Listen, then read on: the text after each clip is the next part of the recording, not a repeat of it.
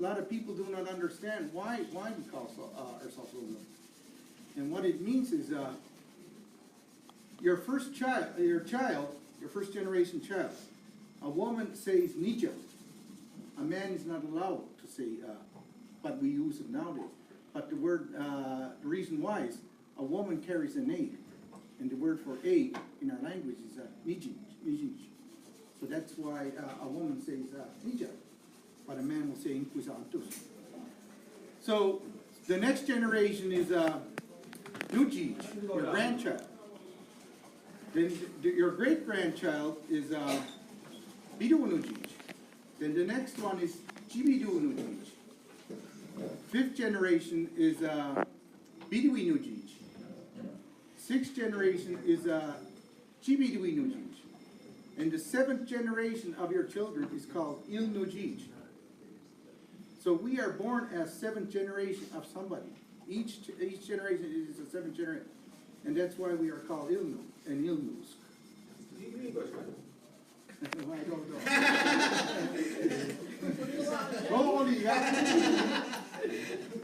So anyway, that's I teach my children don't call themselves Mi'kmaq. We've been doing that. I never called myself anyway. It was always Ilnu. So Ilnuisin. We say Ilnuisin, but it's actually with an I, Ilnuisin.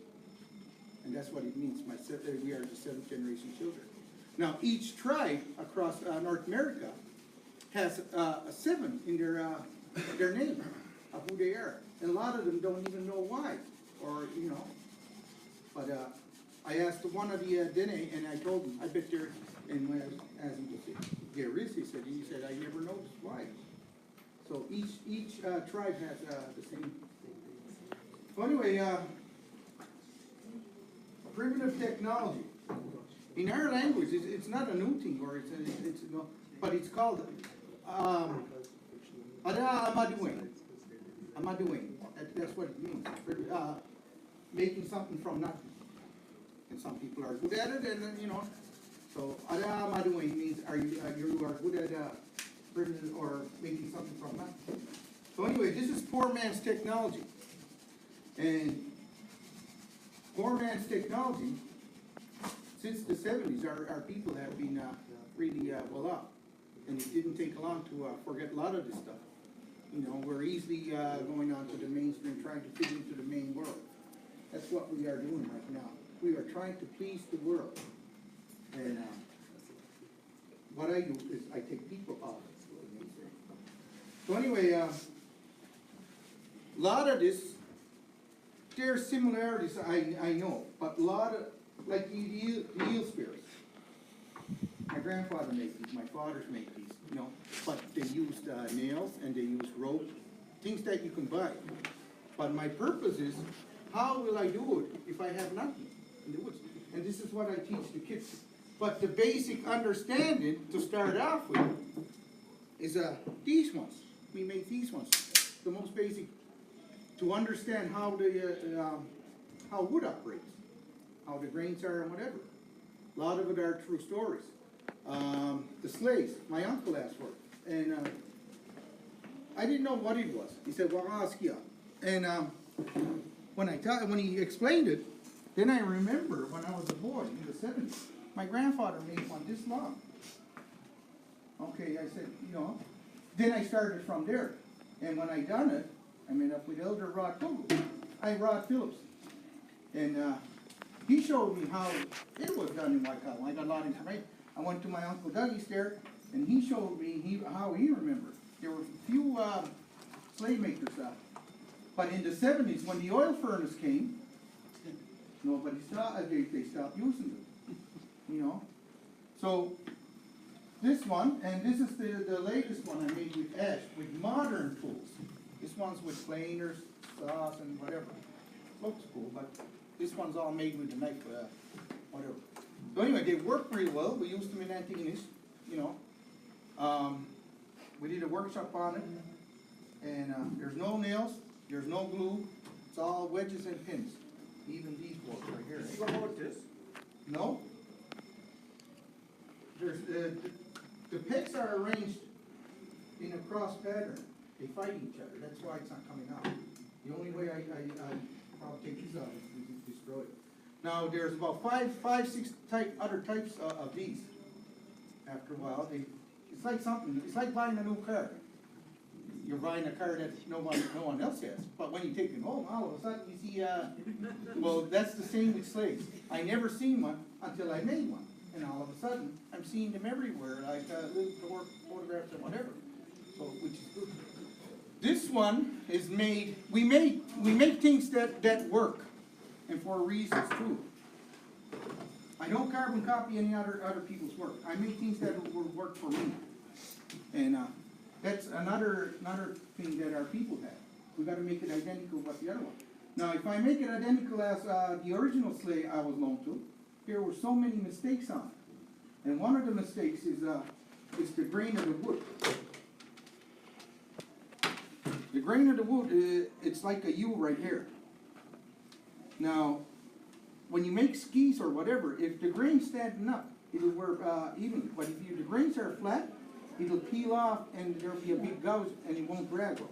It doesn't wear easy. So this one is like a half moon right here. So that's the skis. But the other one that didn't work out. Now the other thing I made enough room right here to lash stuff down. This is a working sleeve.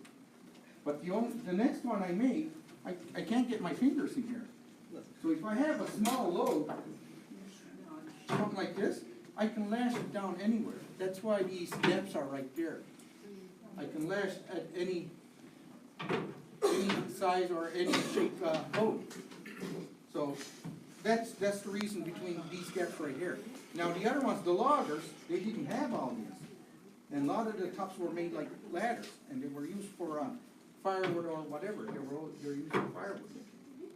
So that's one of the sleighs anyway. You mean.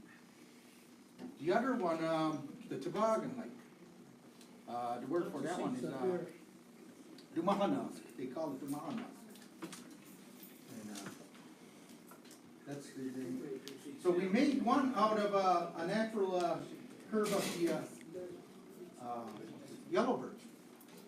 Cut down that looks like a ski right there. And we're not finished with that. Sed's making that one. And that one's called Jigadazigut. That's what they called these. They were Jigadazigut. So I'm not going to make another one like that. That takes, this curly wood is not easy to work with. So the rest of the wood, we made into hockey sticks. And we got 21 hockey sticks already made now. And as soon as I'm done, and when the kids are all done sanding these, they're going to paint them in colors or in native designs. I said I don't want black hawks on, or well, that's what they're called. They're called hockey sticks. H-A-W-K-Y. They're called hockey sticks. That's the proper name for it. And you wonder why. So a lot of kids don't, they won't even say it.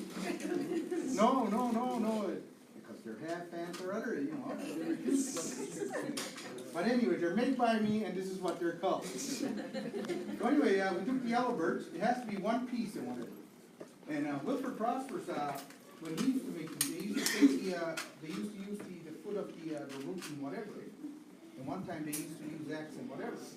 But nowadays, we're so limited nowadays of wood. And we're not really allowed to cut wood as we did freely one time.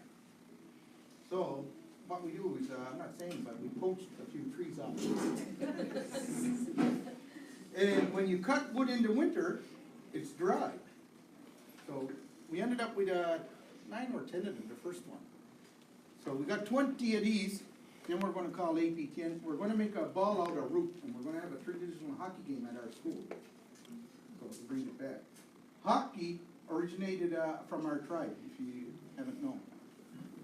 And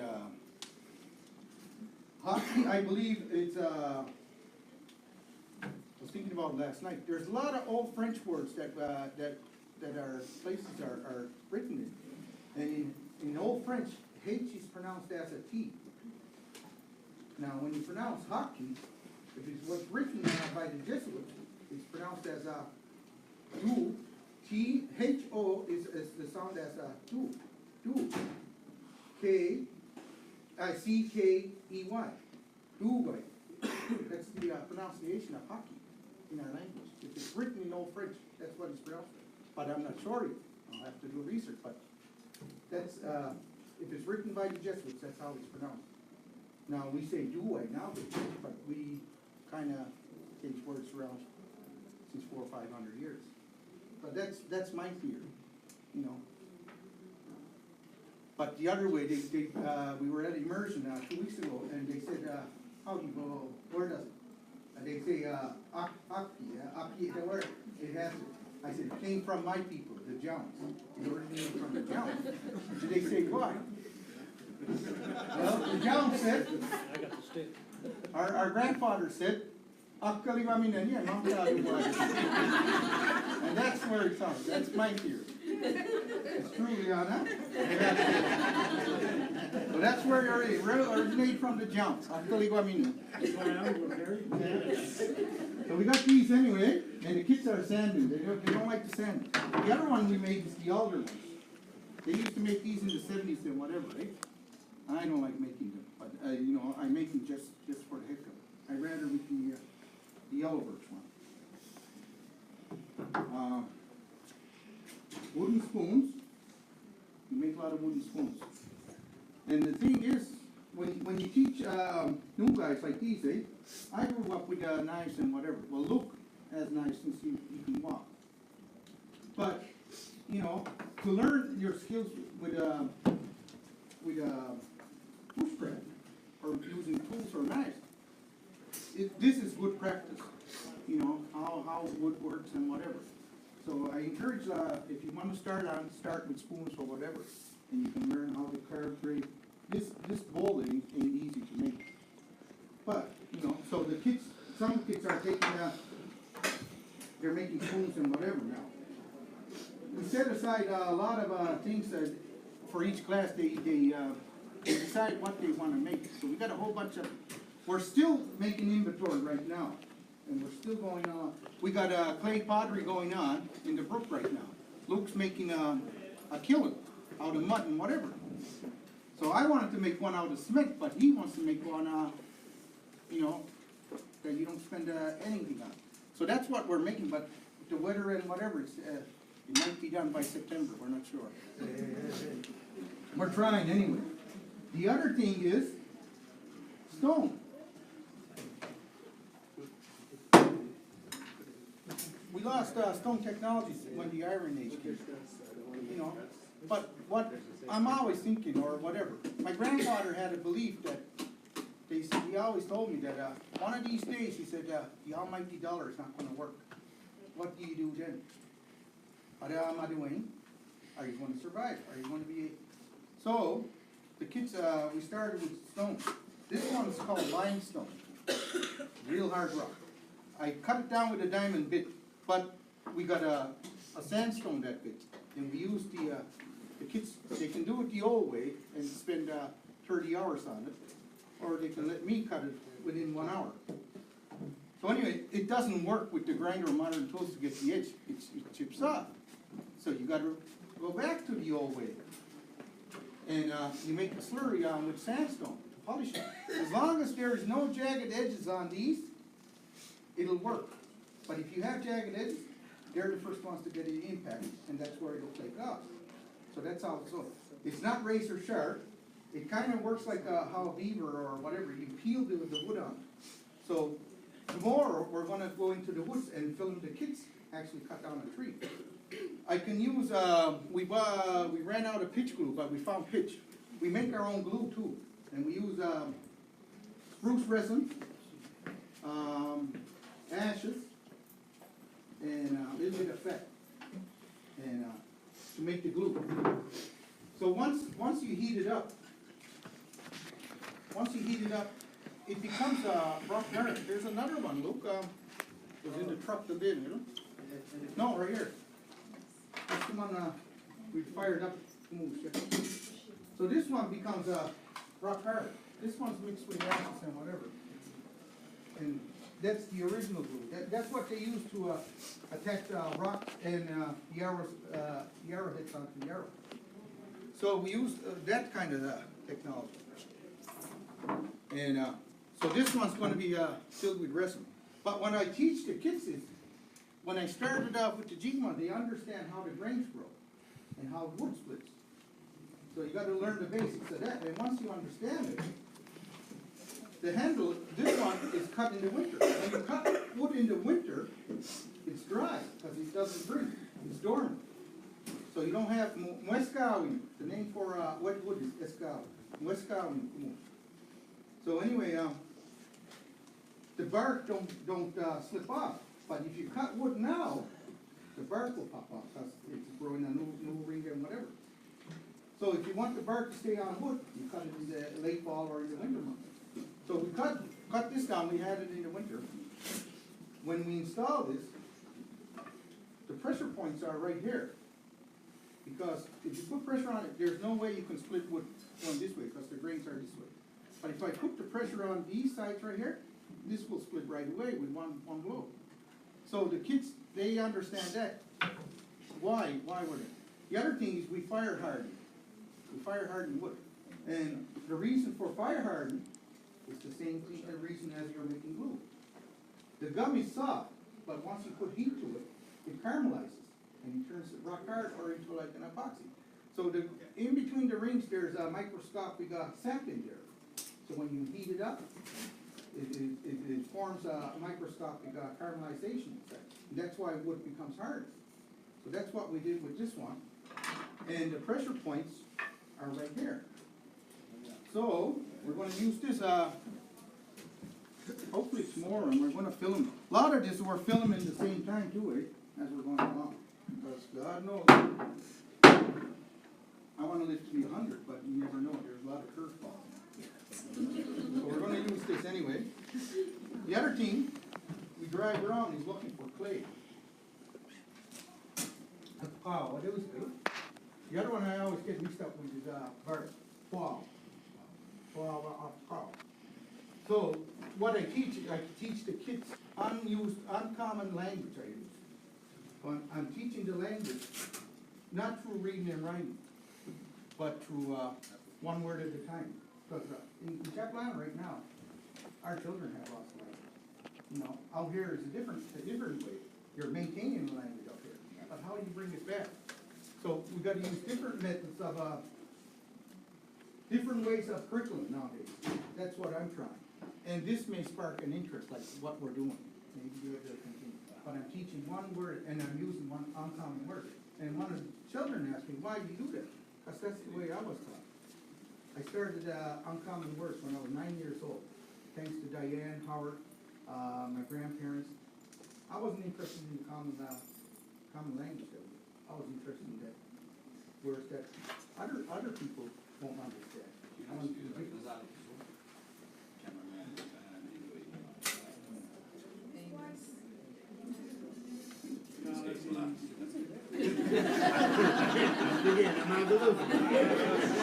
Thanks to my quote, but anyway, I'm using uncommon words to hopefully spark interest into the kids. Right now, a lot of the kids are really excited to come to our workshop. We're only in between the schools, and we get each class gets us one day, but they can come as many times they want. But they're scheduled once a week with us, and so we do a lot of this anyway. So the clay, simple mud thing. Lots of times you lose kids when you're teaching something. Their only attention spans last 15 minutes. But when we brought in the clay to separate and clean it, they stayed for the next class. We couldn't get them away. You know, simple things like that. Now they're all excited. Once the furnace is done, we're going to fire it up, see if it works. If it doesn't work, we're going to try something else. That's the whole thing of what we're doing. We're not just teaching the kids. We are learning together. How, you know, will it work or not? You know, there's so many things that we display, a lot of things that don't work. We don't know why it works and whatever. We're trying to figure out why, and it expands to another project. So that's another thing we're The other thing is, we're making bows. I used to make bows a lot. And my grandparents used to make bows for me and everything. When I was interested in, there were only few bow makers around. And, so I teach that, and, the kids that chose it, they wanna take it home. So I had to say no to them yesterday. I said, are we gonna take it? I can't say yes to that. And they said, why? If it goes home and you shoot somebody in the eye, it comes back to me. And guess what? I like my job, I said. But I think we're gonna try a different program. After school, they can come down with a parent, and we'll teach the parent and the child together. So a lot of kids stay after school with us, till 4:30, if they wanna learn extra, and, so it's kinda way better instead of the whole class. So I think that's, once the parent goes off, it's out of my hands when you take it.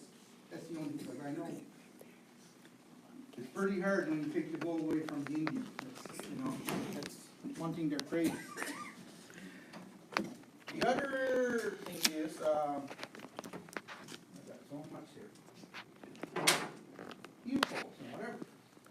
I grew up making eel poles and whatever, but I never got good at it until about recently, and it's with power tools.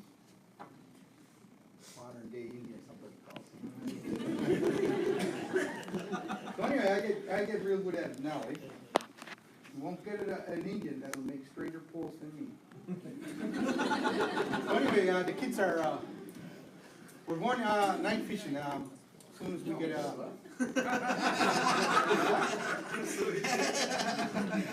we're gonna go do some, eel fish, night fishing.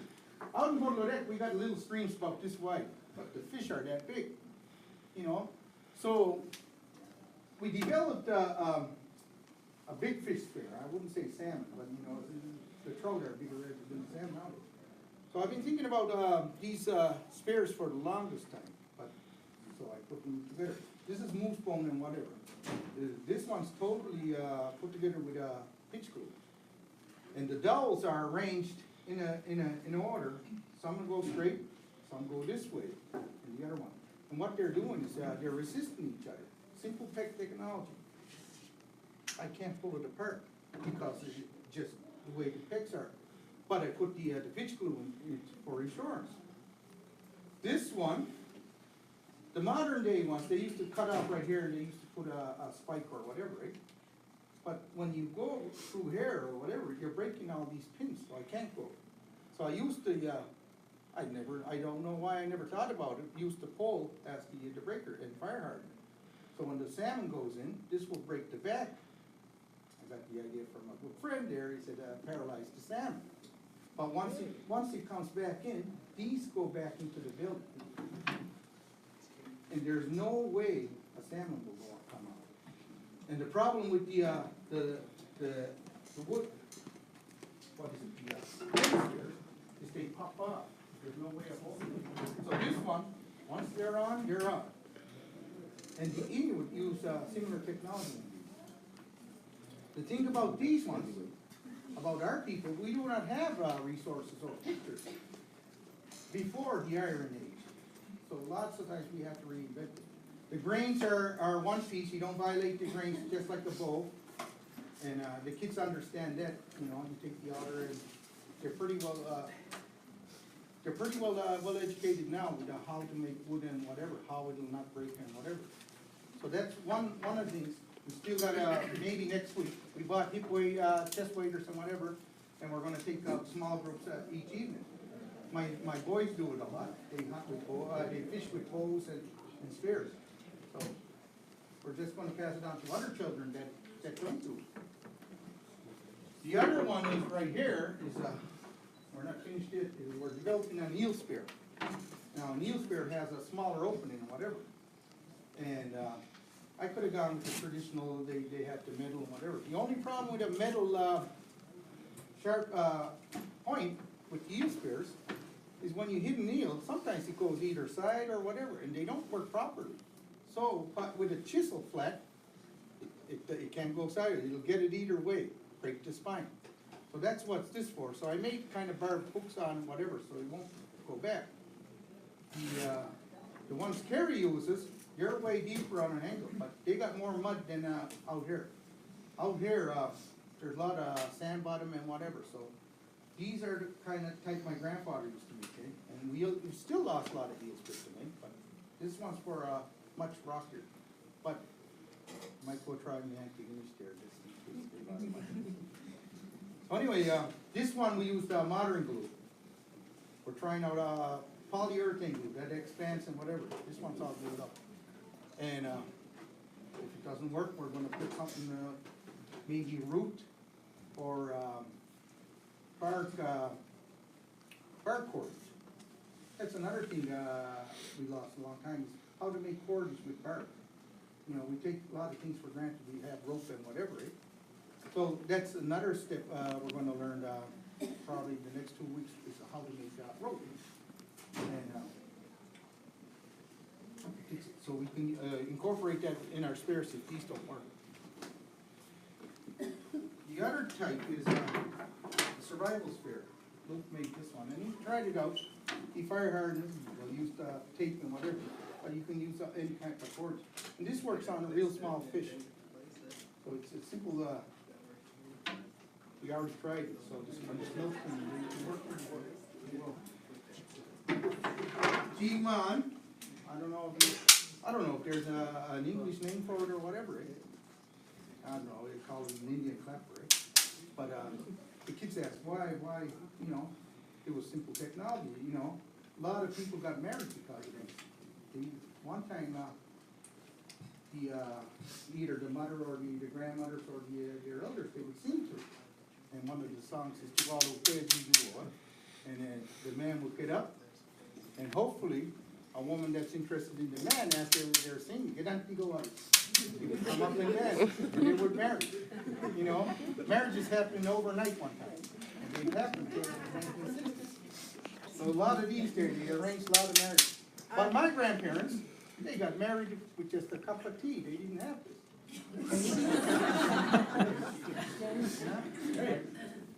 Tawid mo na ito? Jigamaan. Jigamahan? Jigamaan. So, I don't know what you call it in English, there's no word for it in English yet. Okay. Maybe Jigamadiskum, bastano Jigamada, alright? Yeah. I know when you pound it, it could even do it, man. Yeah, but the dollar will come with you. Ahamo, Ahamo kayo? yeah, Ash? yeah, white ash, Wait, Ash? yeah, ahamo.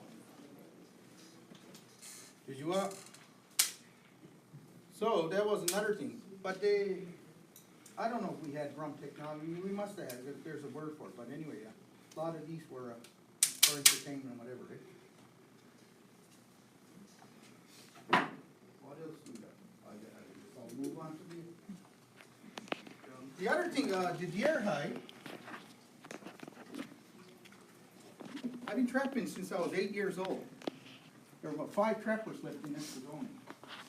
You know, Noel Margaret, his father was a trapper. And in school, they used to make fun of a lot of them. You know, why is your dad a trapper? You guys eat beaver, you guys eat muskrat, whatever, eh? You know. Thank God I wasn't a bully, though. A bully of bullies. Anyway, so when I was a teenager, I was interested in making drums and whatever. I can make raw hide, just raw fur, but not raw hide. So when I asked a lot of elders, when I seeked it, there was nowhere to be found. And a lot of the elders I asked, they were born in 1900. That's how far on time we have lost this. So I took a tanning course with Miney and a few other people and whatever, and that's when I started to know why acids and why, you know, why I understood. So when I was about 19, I started really to get into it, and I started making drum. And this one I made in 1996, and I gave it to Father Robert, and when just before he passed on, he gave it back. So that's 21 years old, you know, and it's still in good shape. So Luke shot it here. And we brought it in school, I salted it up, and we took all the flesh off with a bone, showed them how it's done. Well, this is one of the best ways. We fleshed off, and I got some lime. And a few days after, we heard it, and March break came along, and this started to smell like poop. So anyway, we dried it up, it doesn't smell anymore. So nowadays, soon anyway, as soon as one of the kids chooses this, we're gonna make it into a drum. But lots of times, we get drum makers everywhere in schools, but everything's all pre-made and whatever. So, you know, what if you go, how far do you wanna go back? Do you wanna go from the start, or do you just wanna buy stuff or whatever? So, but we teach right from the animal, so. That's another thing we do. The other thing about, natural hide too, clothing. When you buy, leather clothing nowadays, when you buy conventional leather, the reason why, brain tan and smoke tan is way better than why it was used as, clothing one time. When you buy on leather that's bought nowadays, it's like that, commercial, that ShamWow, it absorbs water, so your leather, well, it soak. But if you make a brain tan and then you smoke it, as soon as you smoke it, the hide becomes waterproof. So you can make boots out of it, walk in water with a brain tan and smoke tan. That's the difference between that. So all natural is way better. They do the chemicals. This one right here, I don't know when this was. This was made by my dad. I just wanted to bring it there and show off my dad's work. And it was at the house there, so I said, might as well bring it on with him, and you know. So this is raw hide. He used to do a lot of dancing in that. So I brought that along. The other thing is one of my grub books. As you may know, it's not an 8-pointer star. It's a 7 one. Louis the Nixon. And they say when the Creator came down to the earth, it came down as a 7-pointer star. But the Europeans wanted part of our culture, and they wanted us to forget this. So they added on the 8-pointer. 8-pointer is not ours, it's yours, and it's the 7. So I make the drums out of 7, just to, if you're wondering. The other one is, we make waltons too. And this one is maple. And I find that a lot of waltons I find. Like I said, I don't copy anybody's work. I make what works for me. I make it nice and high. The problem I had with waltons is with the high rims. I don't know if you ever noticed, but when you play, oh my God, your hands are sore for the next 3 days. So guess what? This is all smooth rims right here. Play 3 days with no sore hands. The other thing, when the plates are low, my hands are not, I don't have banana hands, but you know, my knuckles hit every now and then. This one, my knuckles on, so I made sure it was nice and high enough for that. So, you know, this is my style. This is what works for me. I don't carbon copy any other people's work. Poi ci dai già some pieces that you like, bottles like, and they got a whole cheese, I make me away. Thế bây giờ nó ứng nụ nó what you get to one time. What you get now and then the fortune teller one or pretty and the priest didn't like that. Now they drilled it. They used to fill it up with water. I was God, you know. That was taken away from us. If he did need it, it was the work of the devil. So that was another reason. But they used to say that it was an air hole to it. But as a jump, you don't need that because you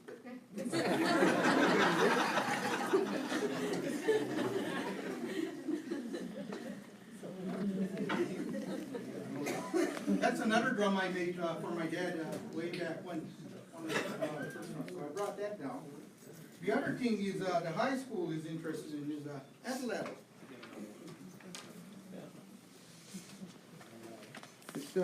My sons want to hunt with me. No, I'm not sure if our tribe has them or whatever, but we're beyond the tribes. We're in the caveman era. We're before the tribes. But me, I don't have a pitching arm. If I threw this dart, I'd be lucky to hit the wall. But if you're Leon Denny, you don't need to say it. So anyway, if I put this on, I can biff this about 200 yards. That's the difference it makes. So we used bone arrowheads. We make our arrowheads out of bone. And the reason is, stone is kinda hard to find out here. And history has us, believing that we use stone. Now, if I make a bone arrowhead and a stone one, and I threw them outside, 600-700 years later, somebody comes by, what are they gonna find? The stone. History's written by us again. Oh, they use stone technology.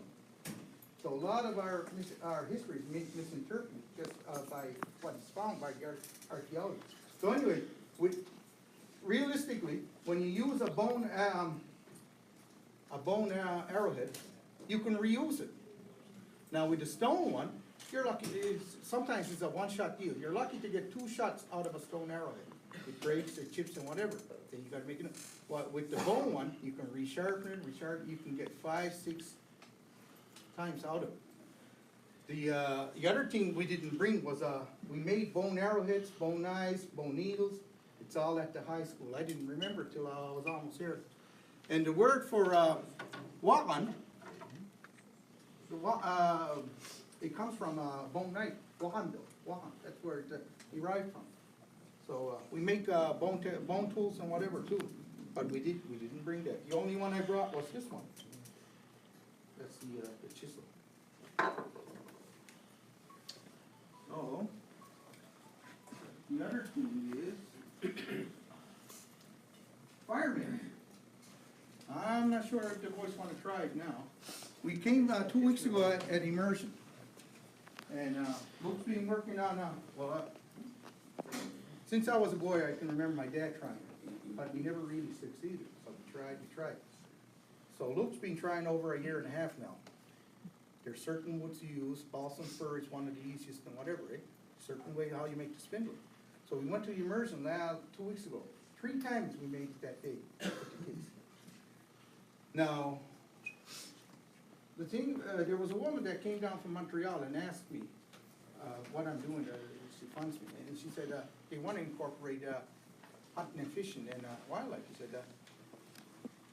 She asked me, how is hunting and fishing part of your language? I said, hunting and fishing is the seed of the language. This is where all our language comes from. It's from hunting and fishing. You do not truly understand the language until you hunt and fish. And a lot of our words come through it. So anyway, even just the fire. Now, growing up, New Day in the Mountain, I would hear.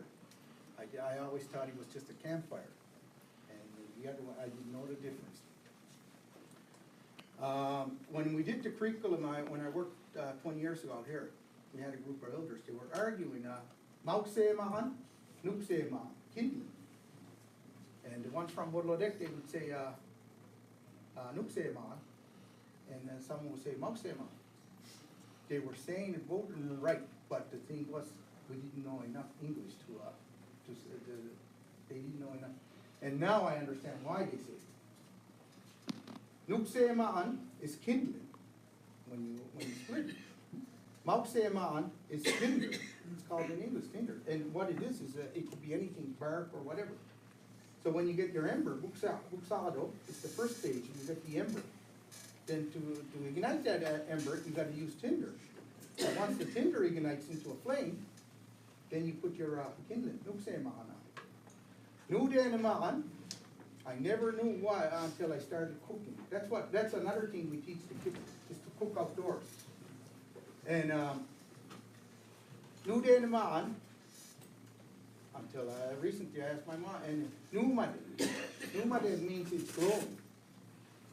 So when your fire, the flames die down, and the embers are just going, that's Nudenemahan.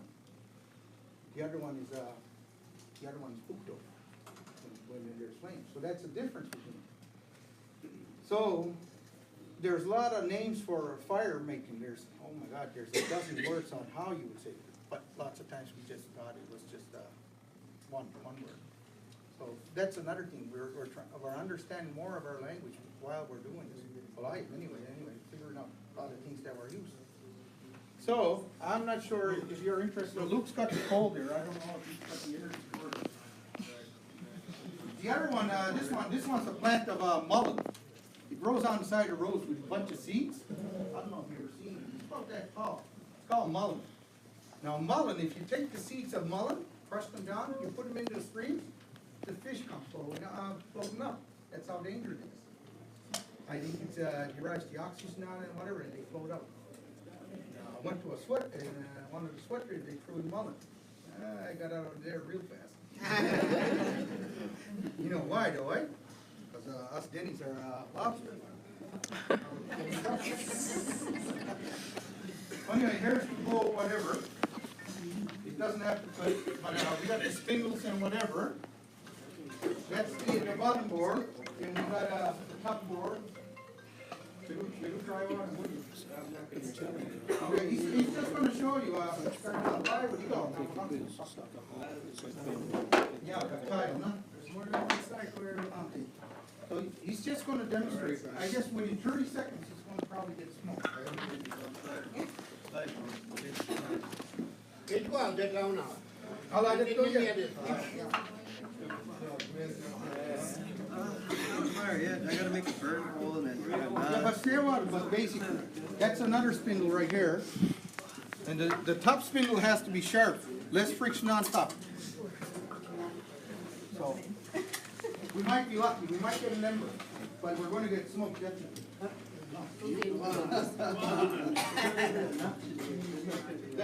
You're not trying to. Brand new. Oh, okay. Well, when do I want to let that? Yeah. So the other thing is, we got stone, eh? We got flint rock, and lots of times flint rock is called mulch. But the other word for flint rock is saxi wedgewops. It's a hard name, but it ignites. So the kids are really interested in this. You know, you can't get any basics in this. Now cordage, that's another thing we're going to teach is how to make cordage out of plant fiber.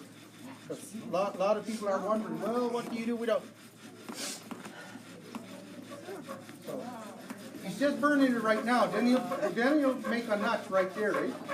And what the nut does is the ashes that comes down from this nut. And the hot stick that's coming out, it gets in contact with the ashes as it's hot, and it ignites the ashes that are already down right there. And that's how you get your embers. So you can make in a burn hole, whatever, but that's already hot right there. That's the color of the ashes. The ashes it makes too. It'll tell you. Lots of times when if it's too hard of a wood, the ashes are black. But what we're looking for is brown ashes. I hope it was not like this.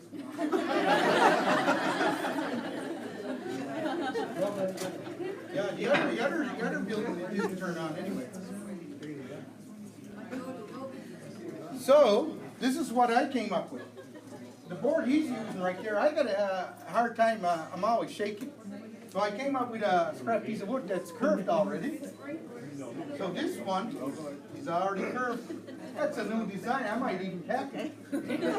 My hands are not as big, but I got a good grip now. Because my problem with this one is I'm all over the place, and you don't want that. You're losing. So, I've been doing this for a year and a half. I was like that. I thought I was better than my dad. I'm just saying that. Not out of practice. My grandfather always told me, what I say, you do it. I have seen many more days than you. Even if I'm wrong, you do it. So I learned how to. And then when it didn't work, he said, Reese, how do you want to do it? But this is another way of doing it. This is with the, you know, yeah, this one is going to spin itself and whatever. Look, no. But this is mullein anyway. This is something like burdock or whatever, a little bit harder. But this one's the nut right here. The nut is the ember. the ash that comes out of this, he's burning right now, but the next time he cuts it, the ashes comes down right here. So as the wood gets hot, it touches the ashes at the same time. The heat of it causes the ember. And once you get the ember, you leave it alone and you let it smoke. And once the ember starts glowing like the end of a cigarette, that's when you get your tinder, your tinder bun. And once that's the next stage, then you get flame. Then after that, then you put the kindle in your wood up.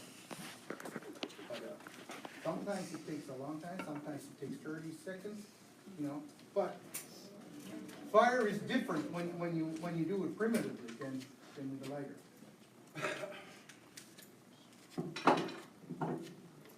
We got a whole bunch. This one right here, I got this. I had one when I was young, when I used to trap, and my grandmother made me one, and I used it for 12 years. The name for this one is Def Tuk Dal. The name for backpack is Def Tuk Dal, and the reason for it is they hold us. Starts to go up. That's where it originated from. So anyway, they work real well. If you're trapped in, you can't go without one. You can buy a modern brand one, but lots of times you're in the swamp. This goes into the swamp this much. You take it out, everything drains out. And I used to carry beaver and a couple muskrats for about 2 miles. Yeah. And they're pretty tough. Use the other one, there'll be too much friction, and it makes it harder on the handles. The other thing is,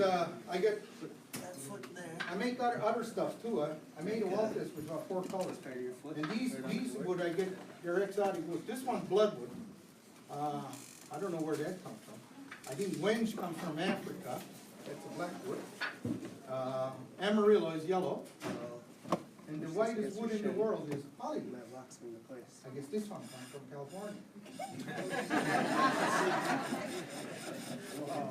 Yeah, pretty smart, eh? This one is red palm. I think this one comes from the rainforest.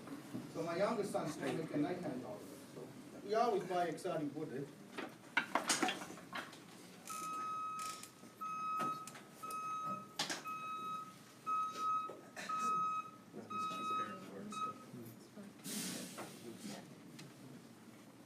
This is one of the Miguidan my grandfather made. I used to be a file, brass welding or whatever. It's not the best looking one, but I still like it. You know, I got way better knives than whatever, but it's my grandfather, so. So we got these ones right here, and I'm gonna show you. I was gonna have a contest, this guy right here, eh?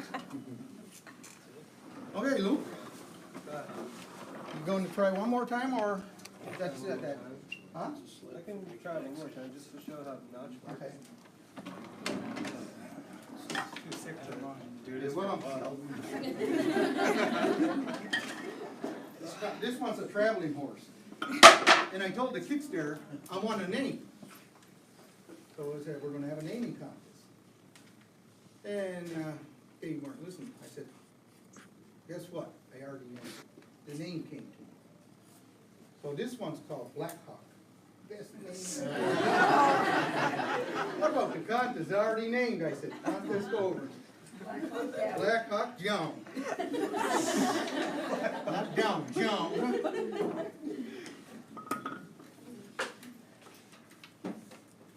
That also originated from our side, Black Hawk. They couldn't say Micmac, but they said we're one of the best upcoming in Mount Ottawa. And I guess the guy started with Black Hawk instead of Micmac. Yes.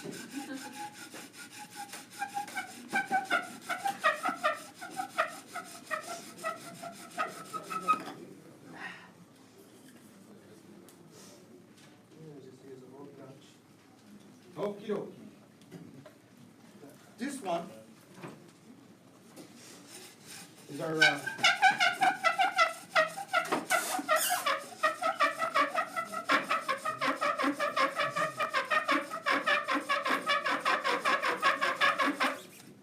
So you see how it's getting smoke dipped out? It's getting hard. You gotta keep switching your pole on your handle block, otherwise there'll be too much friction.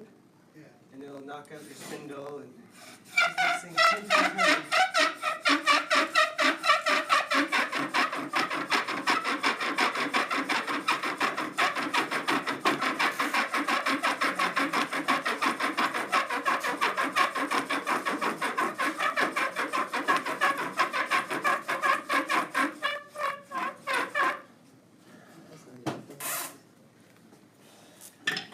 Okay, you'll be at that all afternoon. Oh, somebody gets hurt by it. Yeah, maybe another day. Can't breathe. Yeah, But lots of that's a times you good need color, yeah. oxygen too, eh?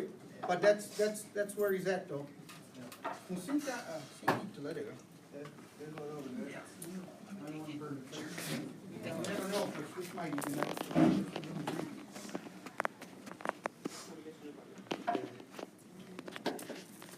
She flew in a couple days ago.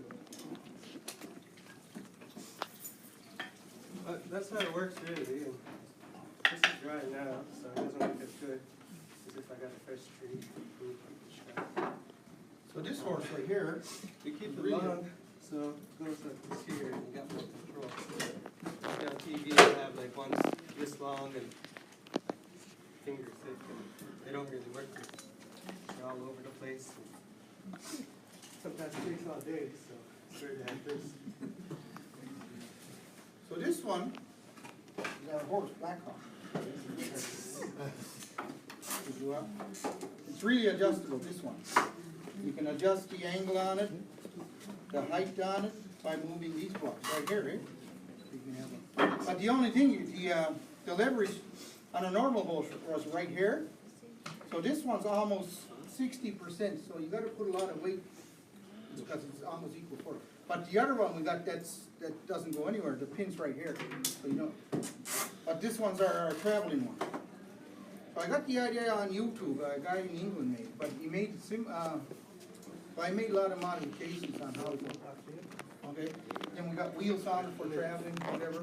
There's a sawhorse, so, I mean, we dig in, you know. We use it a lot, we use it in the shop almost every day. But, it's a traveling one. This one adjusts to, anywhere.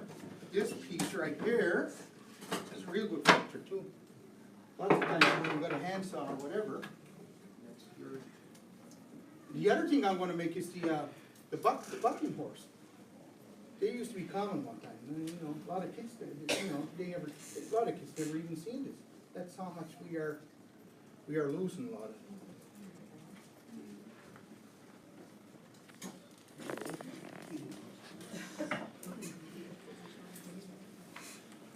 We do a lot of long range hunting too. So, we got backpacks that'll go 7 mile, 5 miles. And other than our modular, you take this and you strap it on, or you can put your meat on, whatever. So, days of hauling moose out with a rope is no fun anymore. And I got strong young boys now that'll haul for me. So we go in about 5, 6, 7 miles at a time. And it's way, way more. So we always got a pressure quick. I'm always looking for new ideas. When you're in the bush there, 550 pounds. you need, you can't drink from any water source nowadays. One time you could, but not nowadays. So you need to boil water for 2 minutes to purify it. How to do it? We got these little portable stoves. They're about asigane. If you didn't know stove in our language, they're about asigane. And this one pops up real fast. And goes on top right here. And you take sticks the size of pencils or whatever, little sticks, and you stand them up, works real well. This will stay lit for about 20 minutes. And it's called a gasifier stove. What happens, whatever burns, it sucks it back up, back into right here, and you get 2 flames out of it, and it's called gasification. That's one of the latest styles of wood burning, the efficient, there's no smoke to it. Now, the other one is this derived from a Dakota fire. It's the same principle. That they were used by the Apache Indians. This is not, so we use that, make we got,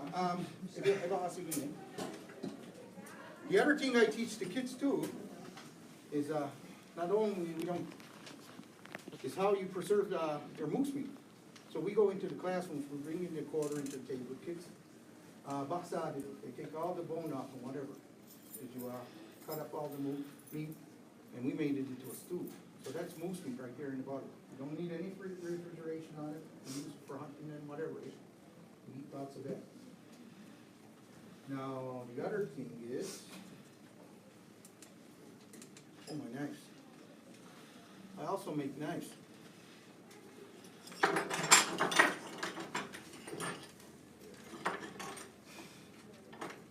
So I made this one. It's supposed to be a left-handed book knife. For some reason, my eyesight tripped me until when I was done. And it didn't look right for some reason. And there's the, turned out, I don't know what the heck it turned out to. But I colored my Hyoka. The two Indians, they got an opposite spirit called Hyoka. I think that's what it was doing. So I started making a spoon knife out of it. I asked, what food? Oh, I got the edge nice and I hardened this up. And I was supposed to put it in the oven to soften back up. And I said, I tried it first and it broke like glass. That's how hard the steel gets. It's like glass. So I got to, all that work for nothing. It would have been a nice knife. This is how they were made. Now, another way they used to do was they used to blowtorch it, and the steel would blow up on one end to soften up, and you get the straw color on this side. Now, they call it Muskana Ali. It means the blue color steel, spring steel, Muskana, and that's temporary steel. They were blacksmiths. You know, my grandfather did a lot of this. That's another knife I made. So I got to fire harden this one up right now because I'm going to bend it. The other one, the other son, I made this knife out of it. He's interested in spears. For some reason, he wants to spear an animal. So he wanted a knife so we designed this one, glue it all up. The paracord comes out, there's holes in there. You can lash it down to a pole, whatever, and you can have a spear with it. And when you're done, you can also use a knife. So I glued this one, gun glue. It's the first form of rust. So it takes a longer time for this to rust. That's another knife inside. These belong to my grandfather. And they used to use, I think this one's scissors. Any steel they got out of it. This one belongs to my mom's. Anglo body stove. The reason for I don't make these anymore, my knives come real smooth. When I was a boy, I used to look at it, oh my God, when I grow up making a knife, it ain't going to be no cordage or whatever I used to do. But I never understood why. Now back in the 1600s and whatever, when they used to make knives, if they break a handle, they unravel it. And they take the knife blade out and make another one. That's the whole purpose of this arm. It is not for the, and yet they didn't have epoxy or they didn't have brass tubes. But this one, you can't take this one apart. So that's the difference. I don't like it. It's uncomfortable and whatever. It's always, the next one I'm going to make, this one is going to be bent like that. These ones,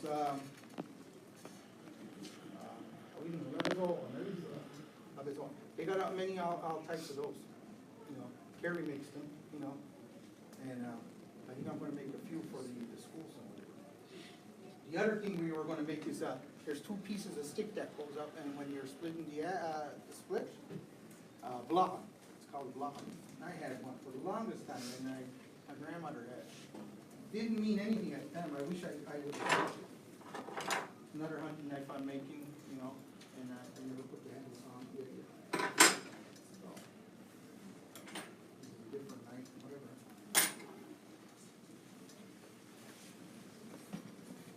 Whole bunch of stuff. How much time you guys have? Huh? Keep going? 10 more minutes. What? 10 10 more minutes. 10 more minutes? The next session's 2:50. Okay. So we're gonna go Indian time, Indian extra. What? This one right here. It's lightweight. It's called a life straw. If you don't have time to boil water or whatever, drink from any water, this will filter out E. coli, whatever. And you pop it off, you go into any puddle and you sip. And on the 6th one, you blow it up. The company said, if you buy this, they're about 25 bucks. You'll find them almost anywhere now. The company sends another one to Africa, and the child has clean drinking water for 1 year. This will do 1,000 liters.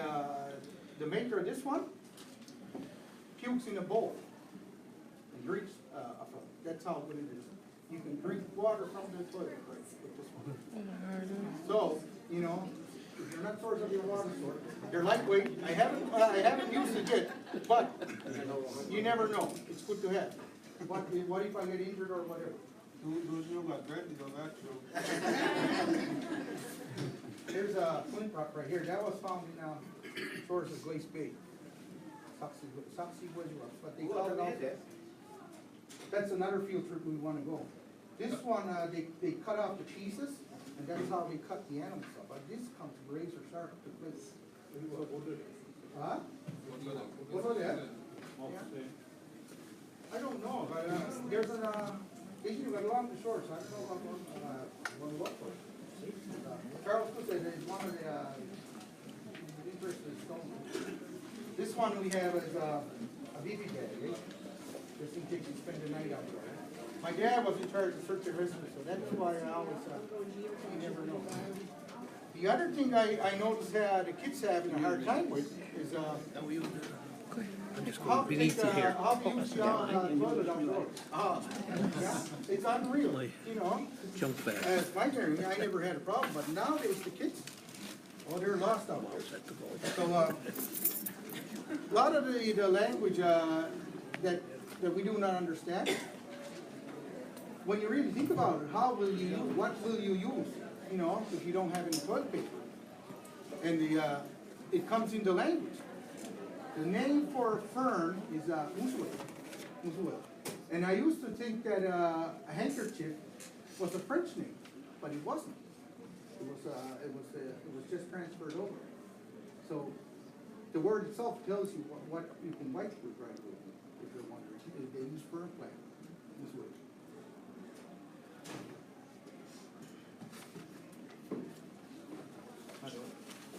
Then we got huh? Yeah. Then we got the high-tech meat hauler right here, right? Luke got this one. So you get your gear, you can unzip it, and you can pack your meat on, then you can put it back. So this one is the latest one in the market. That's $500 right here. That's all comfort. So we'll see this summer anyway, or this fall anyway. And the other thing is stainless steel bottles. I buy these at Canadian Tire. And the reason for it is my sons are already used to it. They take this off, the cover off, they tie a rabbit snare over it. They put it right over the fire. 2 minutes, you got sterile water. But if you buy the aluminum ones, then you don't remember yesterday.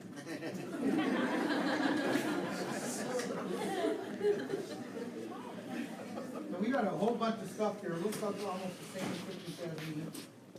The only difference is this one, the real pop. That's an ice pot. We got it at Walmart. Punch some holes in it, put rabbit snare on.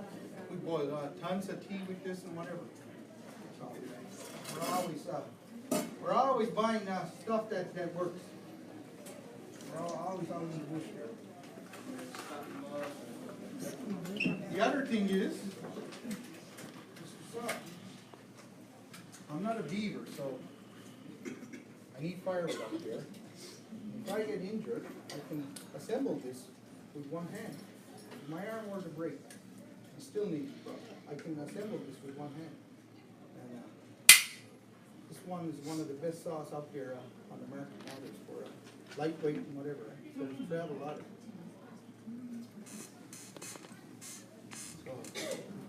I I think I'm running out. I'm running out of words. I don't know how is that possible, but. History.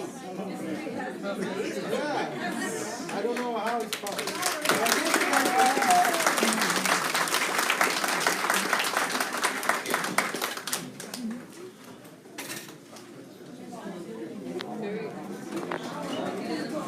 Oh, another thing, if you're You interested, have to keep them running.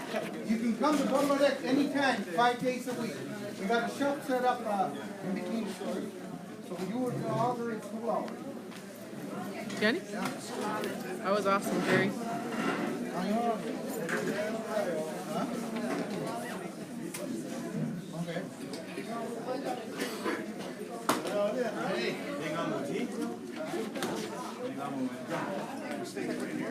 That was nice, huh?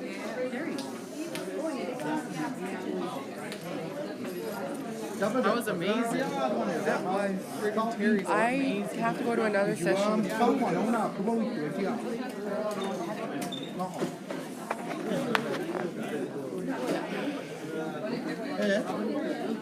No, kami jangan wawit bikma dulu. Budaya bikma dulu. Fair. I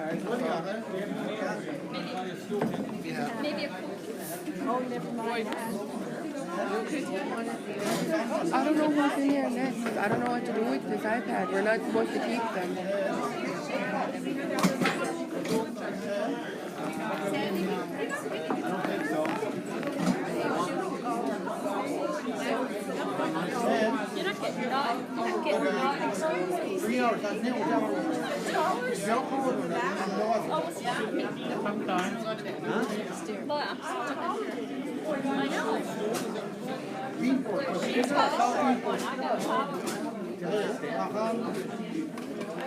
Concentrated beef bouillon. What's the other, Mom? No name. Don't want a teaspoon. Oh my God. Interested, don't see anybody?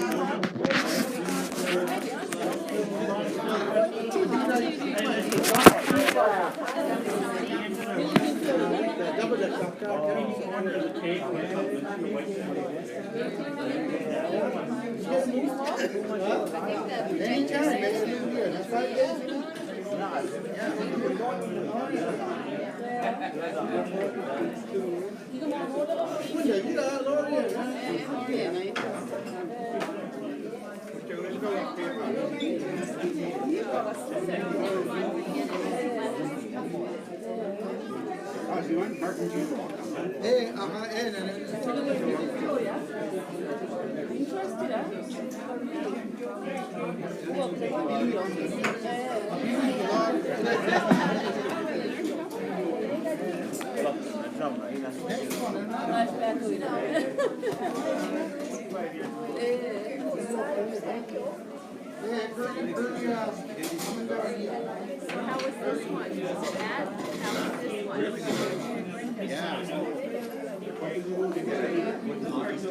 Where do I go? This side, then What do I do with this? That needs to stay. That needs to stay in the room. Yeah, I It's gonna know. cover all the sessions. There's Do I stop power. No, just keep it running. There's power. So Because I don't know who's in here next. And mine's going to start soon. What are you doing, man? Sort up. I have no idea. Okay.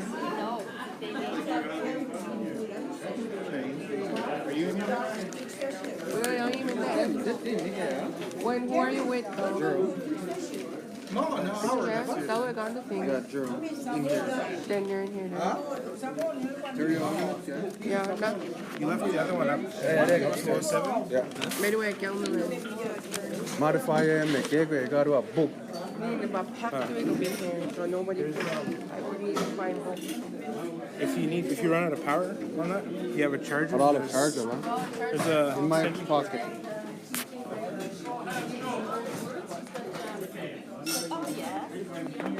Alright.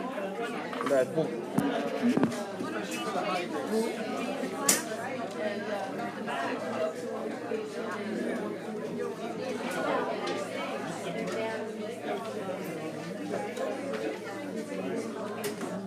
sitting here on it. Is that bad? That No, it's just like,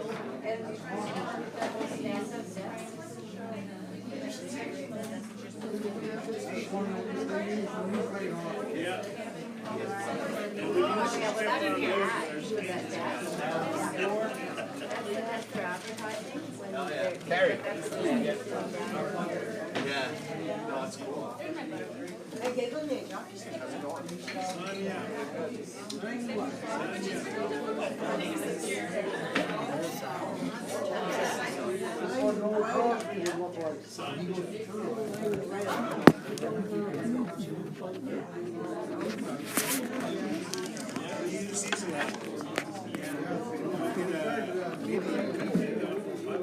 We're gonna try it up tomorrow.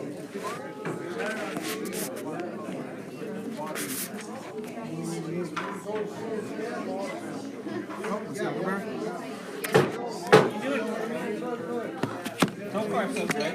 Looking for my son.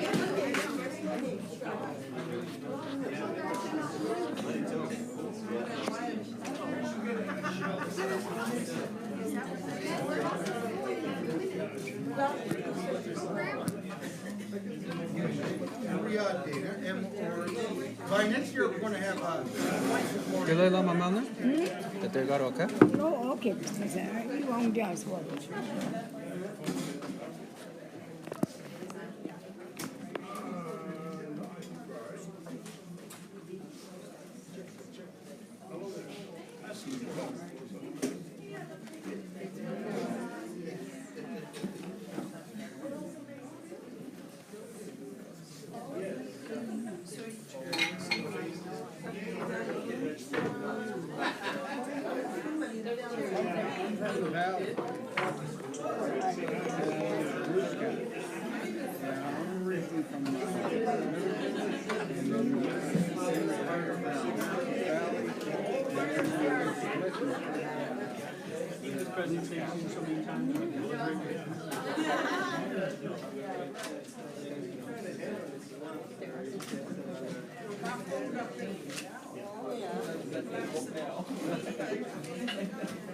Where are you from? Up here?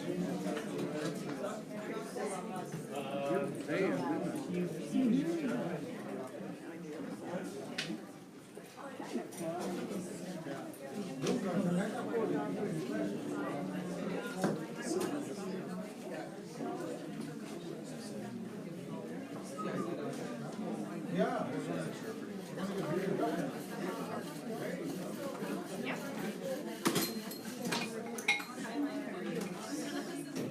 Jadis. How are you doing? Good. How are you? Good. What you doing with yourself? Oh, I'm teaching grade 7 next door. Where? Next door. I'm waiting for Angel while she's on her vacation. Oh, good. Yeah. Maybe. I have the pleasure of having Dean in my home. I love him. Oh, what?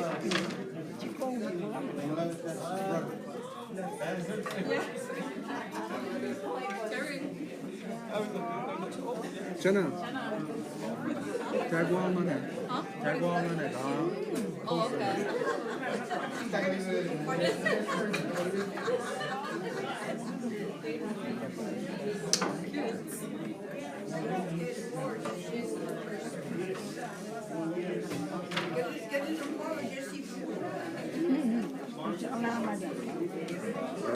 you are in our post. Oh, I kind of like this.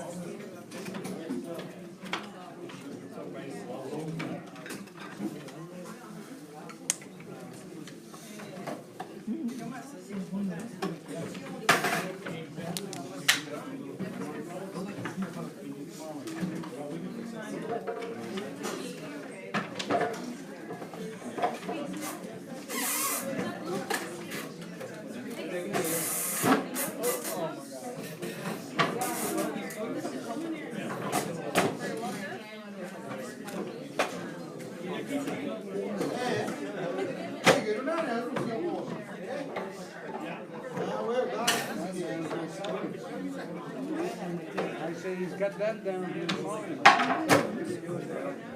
Good job.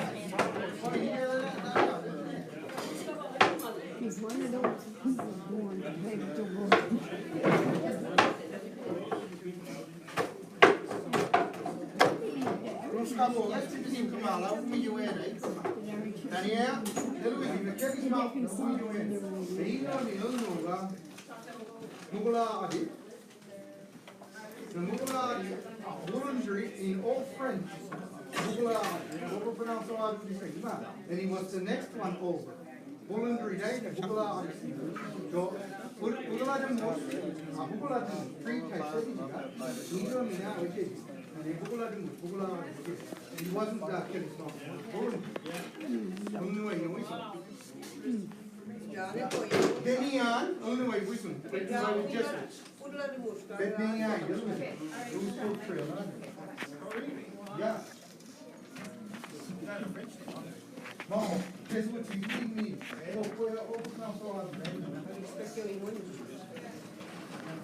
200 years, I want to take that. Ja, 그냥 나오네.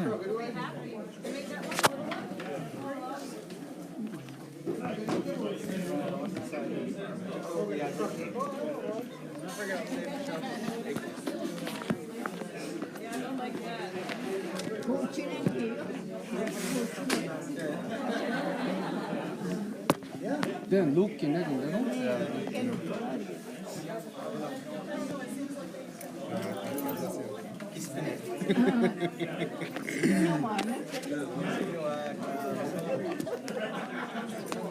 Can't take up the word, I'm so sorry. Sick. Oh, I said, that's fine. Pascal, que tu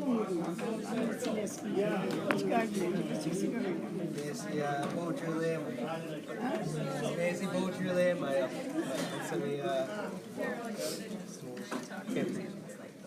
Alleen, hoe keer is het nog aan?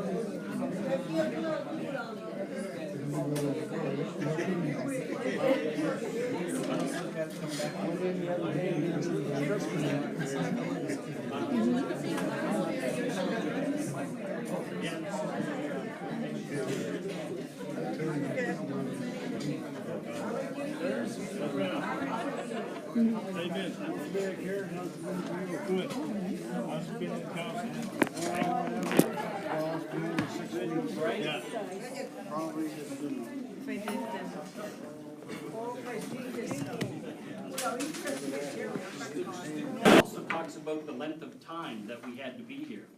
At the point of European contact, when you think globally, this had to be one of the largest linguistic groups in the world. I'd say probably topping off at 3, with Central Europe and Central Africa, as well as the Mandarin languages and Chinese. They covered a great big landmass as well, and again, based on the amount of time that they spent there. So Mi'kmaq in the Algonquian language was definitely ancient. And that's basically how we see our Mi'kmaq world. It's, we've got a world view of different things that come from our stories, and they're embedded in our language. We even talk about being here in Nova Scotia for over 13,000 years. We were on this little tiny planet as it circled the sun over 13,000 times. Using pattern recognition, you basically got to realize that, hey, these same things play out. These 4 seasons of the year. The moon itself travels around the earth 13 times as the earth travels around the sun once. That given us our ecological calendar, as well as the names of the months of the year. And each month of the year is named after something that goes on in the environment. That's how close our connection was.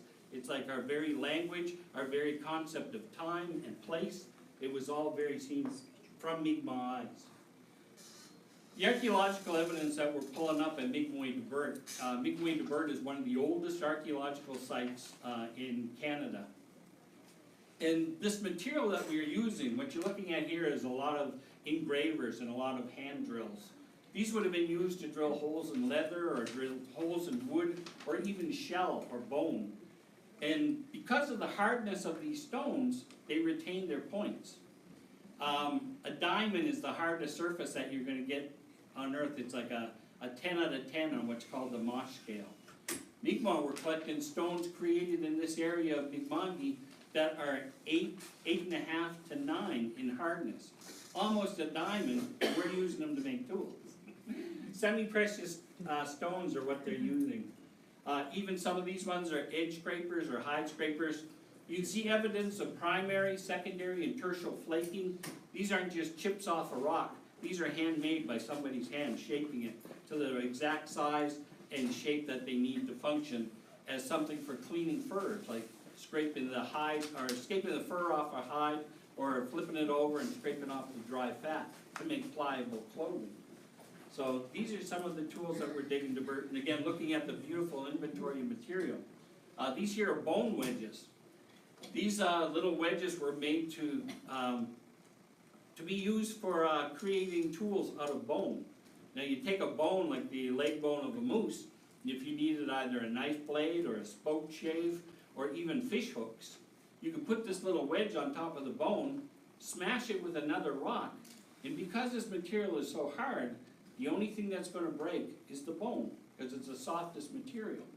So these tools are definitely part of our ancestors' little tool drawer. And it goes back to the geological inventory that we have here in the province of Nova Scotia. You can see that Cape Breton and Antigonish is far different than Cumberland County towards the New Brunswick border. Then you see everything sort of below that, that orangey material is very, very different as well. And it's because Nova Scotia was created under sort of unique conditions. People talk about the concept of Pangea, where there was one large continent and 7 continents broke off and floated to different areas of the globe. Well, Mi'kma'ki was smack dab in the middle. And when you take a look at the geological inventory, that gray area near the northwest, that's the only place that's indigenous to the rest of North America. This stuff over here in Pictou County, Antigonish County, and Unama'ki, this is all indigenous to the continent of Europe. Anything in that orange area south of the Minas Basin and the Bay of Fundy, that rock and material is indigenous to the continent of Africa. So that's why we sort of have this unique features here. Those fault lines that run through the seams of these, they were molten rock. And molten rock creates these semi-precious jewels. And you'll see them along the Cobequid fault line as well as the Minas Basin geofracture that runs all the way down into Digby Neck and way down into Briar Island. Beautiful material coming from these areas. This was back in the days when the planet itself was being created and moved around. So there were no Mi'kmaq living here during this time. But we got to revisit this again just 6,000 years ago.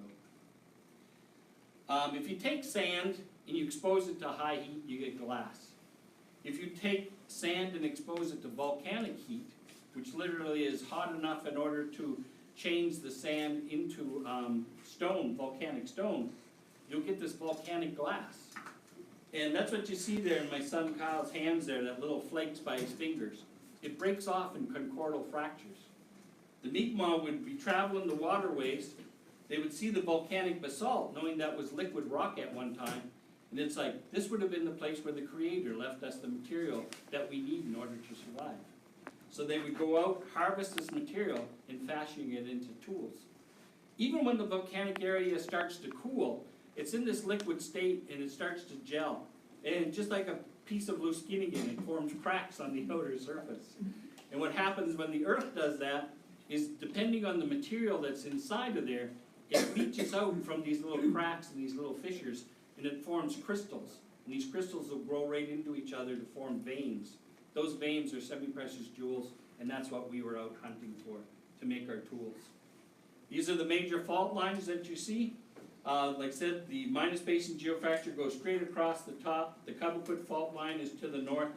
And even our area of Pictou, in that verb-based language, it's like the place where ground gases erupt. Well, they're erupting on all these seams of this volcanic area. We've got a lot of information that's embedded in our stories, the Glooscap legends. What we've done by studying the legends and studying the stories is we found this cultural memory timeline. It's like here's all a collection of our Glooscap legends and our Mi'kmaq stories, and here's the events of science that tell us what happened at different times. And when we hear a story based on science, it's like, well, we got a story that talks about that, or a story that explains that. One of the first jobs that I received, I started with the Confederacy of Mainland Mi'kmaq back in 2005. My boss, Tim Bernard, he said, Gerald, what I want you to do is I want you to study the legends and stories of Mi'kmaq. He said, and I want you to map them. You find any locations, stick them on a map. He said, because what I'm really interested in is finding out if there's any connection between our stories and the lithic material. And I'm like, sure, I can do that. What are lithic material? So Tim basically said, those are the stones that we use to make our tools. And I'm like, okay, I'm on it. So again, collecting all the stories that we could, and there are tons of them out there. Silas T. Rand, you may be familiar with, who was a Baptist minister, who lived with the Mi'kmaq for 40 years and collected our stories. Wallace and Wallace. And thanks to all these little iPads and these little Kobos, a lot of these books that are 150 to 200 years old, they've been digitized. You can find them online, free of charge. I literally found 48 books that refer to Glooscap legends and stories. And I've read stories that I'd never even heard of before. Now, being raised by my grandmother, I got a lot from her. And then reading stories later on, like Tracking Dr. Lone Cloud, you can see where he was trying to make things bigger, grander, more grandiose for his little shows and these little presentations that he did. He's basically a snake oil salesman that was throwing 3 stories together to make it bigger and grander. And you're looking at these stories and saying, well, looks like, you know, I know which ones those are that he's using. One of my favorite ones is Glooscap the Liar and Other Indian Tales. But still, there's a lot of them. You gotta remember, 150, 200 years ago, all these ethnographers from colleges, universities, museums, institutes of higher learning, they're all saying that this tribe of Indians in the eastern coast of Canada, they're going to be gone in 20 years. So that's why they were all flocking to this area to record our culture.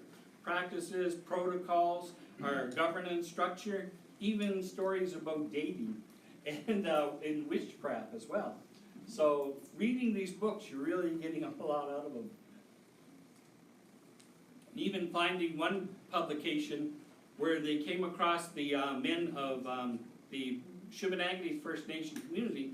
They started to record these stories, and then once they went out, they realized, okay, this is a storytelling competition, and they're competing with each other as storytellers. But they were writing it down like it was the Bible truth, and it was like, no, these guys, this is what you do in our culture.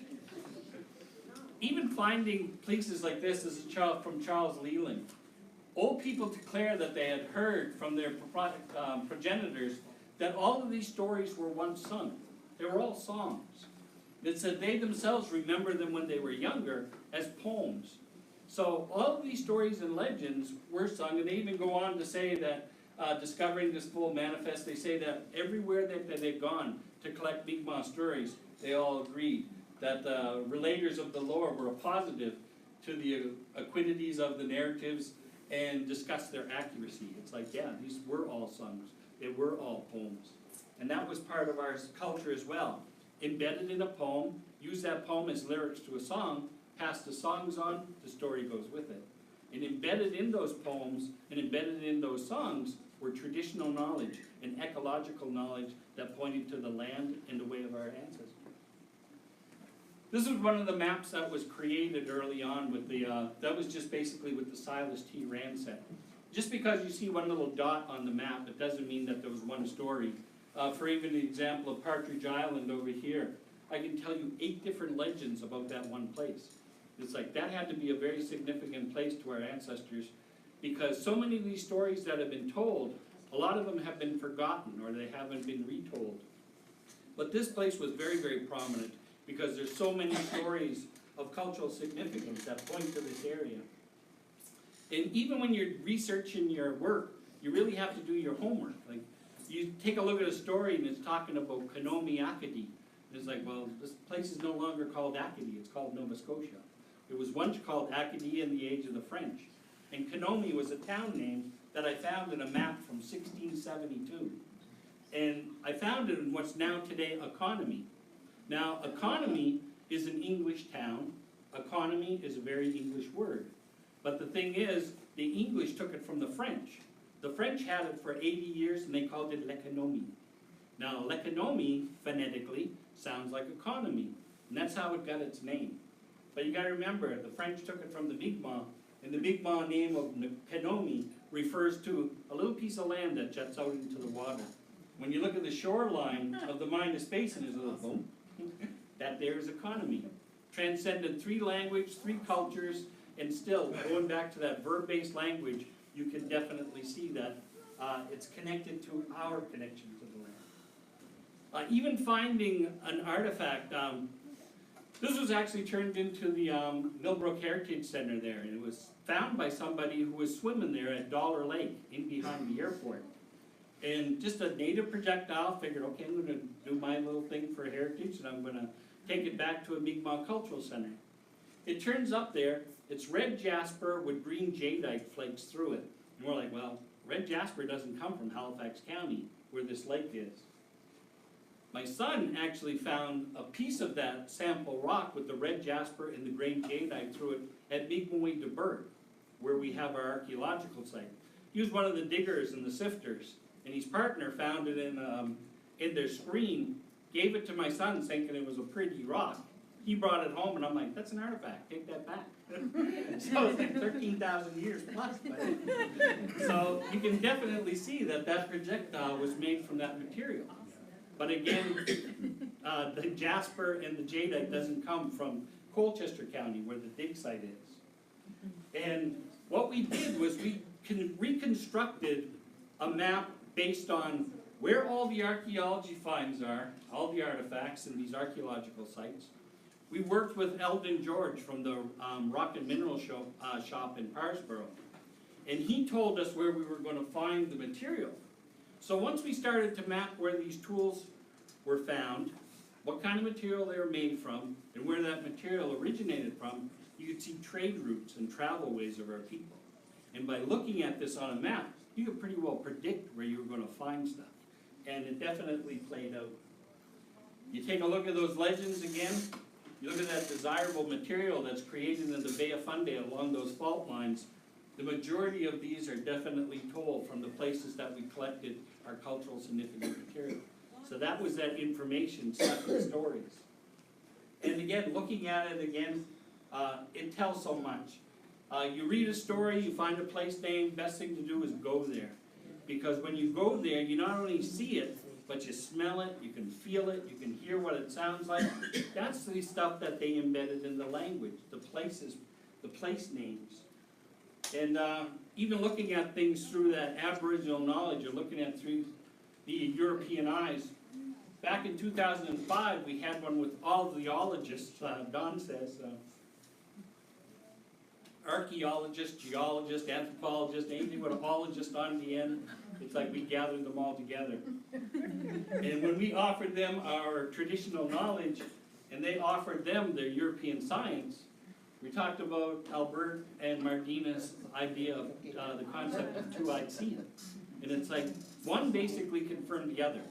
Not that I myself say that Mi'kmaq needed confirmation, but to have the second word saying, yeah, these things happen, we're like, yeah, that's pretty good. Finding even artifacts that you've got 4,600 projectile points or knife blades that we got. They had blood residue on them. And I've been saying that Mi'kmaq Wade de Burt had them tested, but it wasn't us. It was another group. They had the blood tested, it came back, it tested positive as caribou blood. But it wasn't caribou blood they were saying it was the ancestor of the caribou. So basically it was our ancestors hunting his ancestors. Even showing a lot of people this, they don't realize that caribou, the very word that we use, is actually a Mi'kmaq word, kalibu. And kalibu meaning to shovel. It's like this is what this animal does, is he uses his antlers to shovel the snow to get to the grasses. He shovels lichens and mosses off the rocks and trees in order to feed. That's how he got his name. And it was our ancestor hunting ancestors, and that would have been the stag moose. 14,000 years ago, we're talking about the age of megafauna, and the animals were far more larger. A shrew, which is the size of your little baby pinky, was the size of a medium-sized dog. I mean, giant beavers were 7 feet tall and almost 1,000 pounds. This guy was 150 to 170% larger, the stag moose, but again, related to the ancestors of the caribou. So that was one that we used for antlers for tools, the fur for the hide, and even of course, the meat that you're getting from it. But everything that we used came from there. And even studying some of these practice and protocols we had of honoring the animals that you harvest, if you needed a pair of waterproof boots, you needed the bladder of 2 of these animals. The bladder of an animal is full of fat and it is well lined and waterproof. It's very well insulated. So you need 2 of these animals. After you got your pair of shoes made from this creature, you would do your dance. And it's called the dance for your new shoes. Again, honoring the animals that gave up their life. So there's a lot of respect. When I talk to a lot of non-natives about Glooscap legends, they're all like, well, I heard that story. I'm like, whoa, it's like, it's not one story.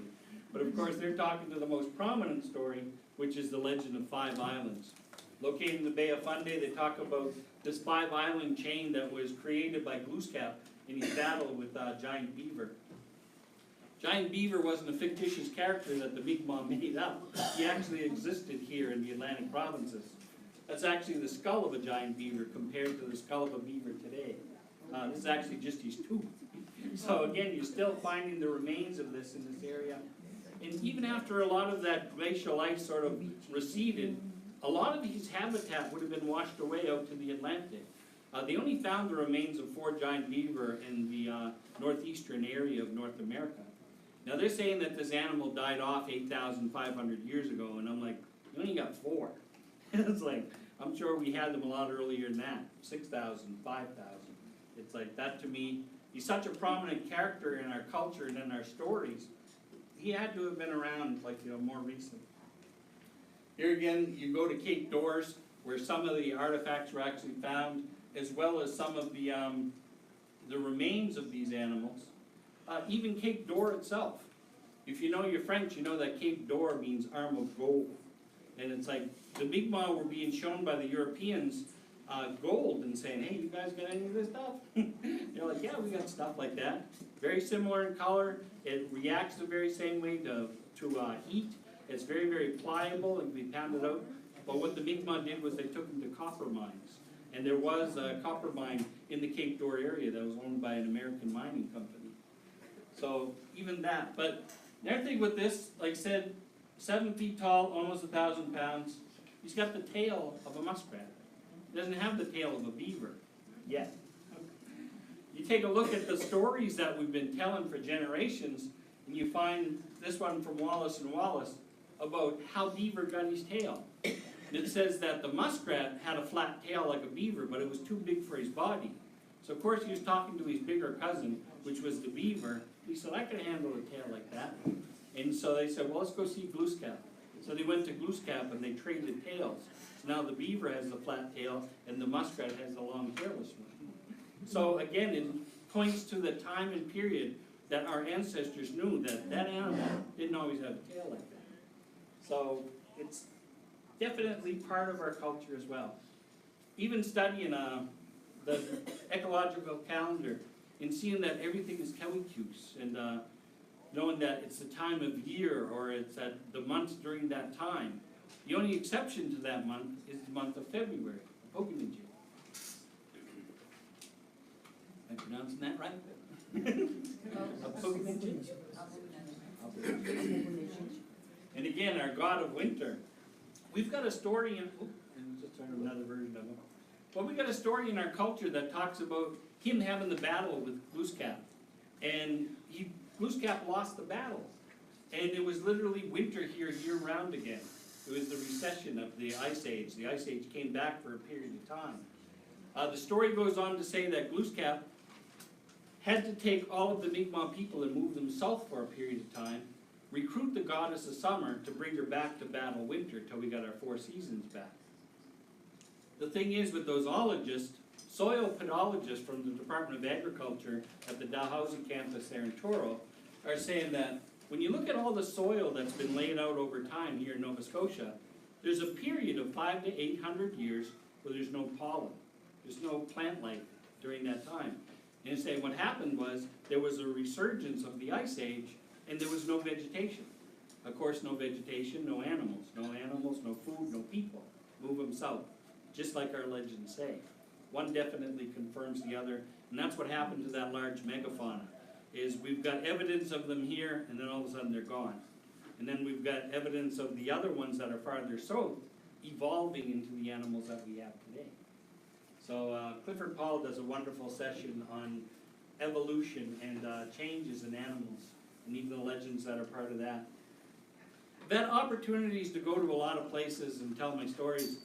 One of my favorite places, of course, is Kejimkujik National Park, and that being because Kejimkujik is the ancestral home of the Glode family, or the Gluck family. You go camping there at that national park, they pass you a little camp map, and you'll see Glode Bay, Glode Island, Big Glode Island, Little Glode Island, Glode Field Road. It's like everything refers to the Glodes that came from there. And there's another unique feature, and that they have a turtle there that is only found in Kejimkujik Lake. And the Mi'kmaq called this little turtle Skidagwitchwayouti Mikji. Skidagwitchwayouti is Spirit Road, and Spirit Road refers to the Milky Way, that band of stars that floats across the sky. And they even say that that was sort of the home of our ancestors and where your final resting place was in the afterworld. But we have a turtle that's black on the top with little specks like stars. Now the story says that this character, being one of the elders, had the most respect. You gotta remember that a turtle lives the longest of all the animals here in Mi'kma'ki. So the only way you can get knowledge is with age and with time. So he was seen as the most knowledgeable one.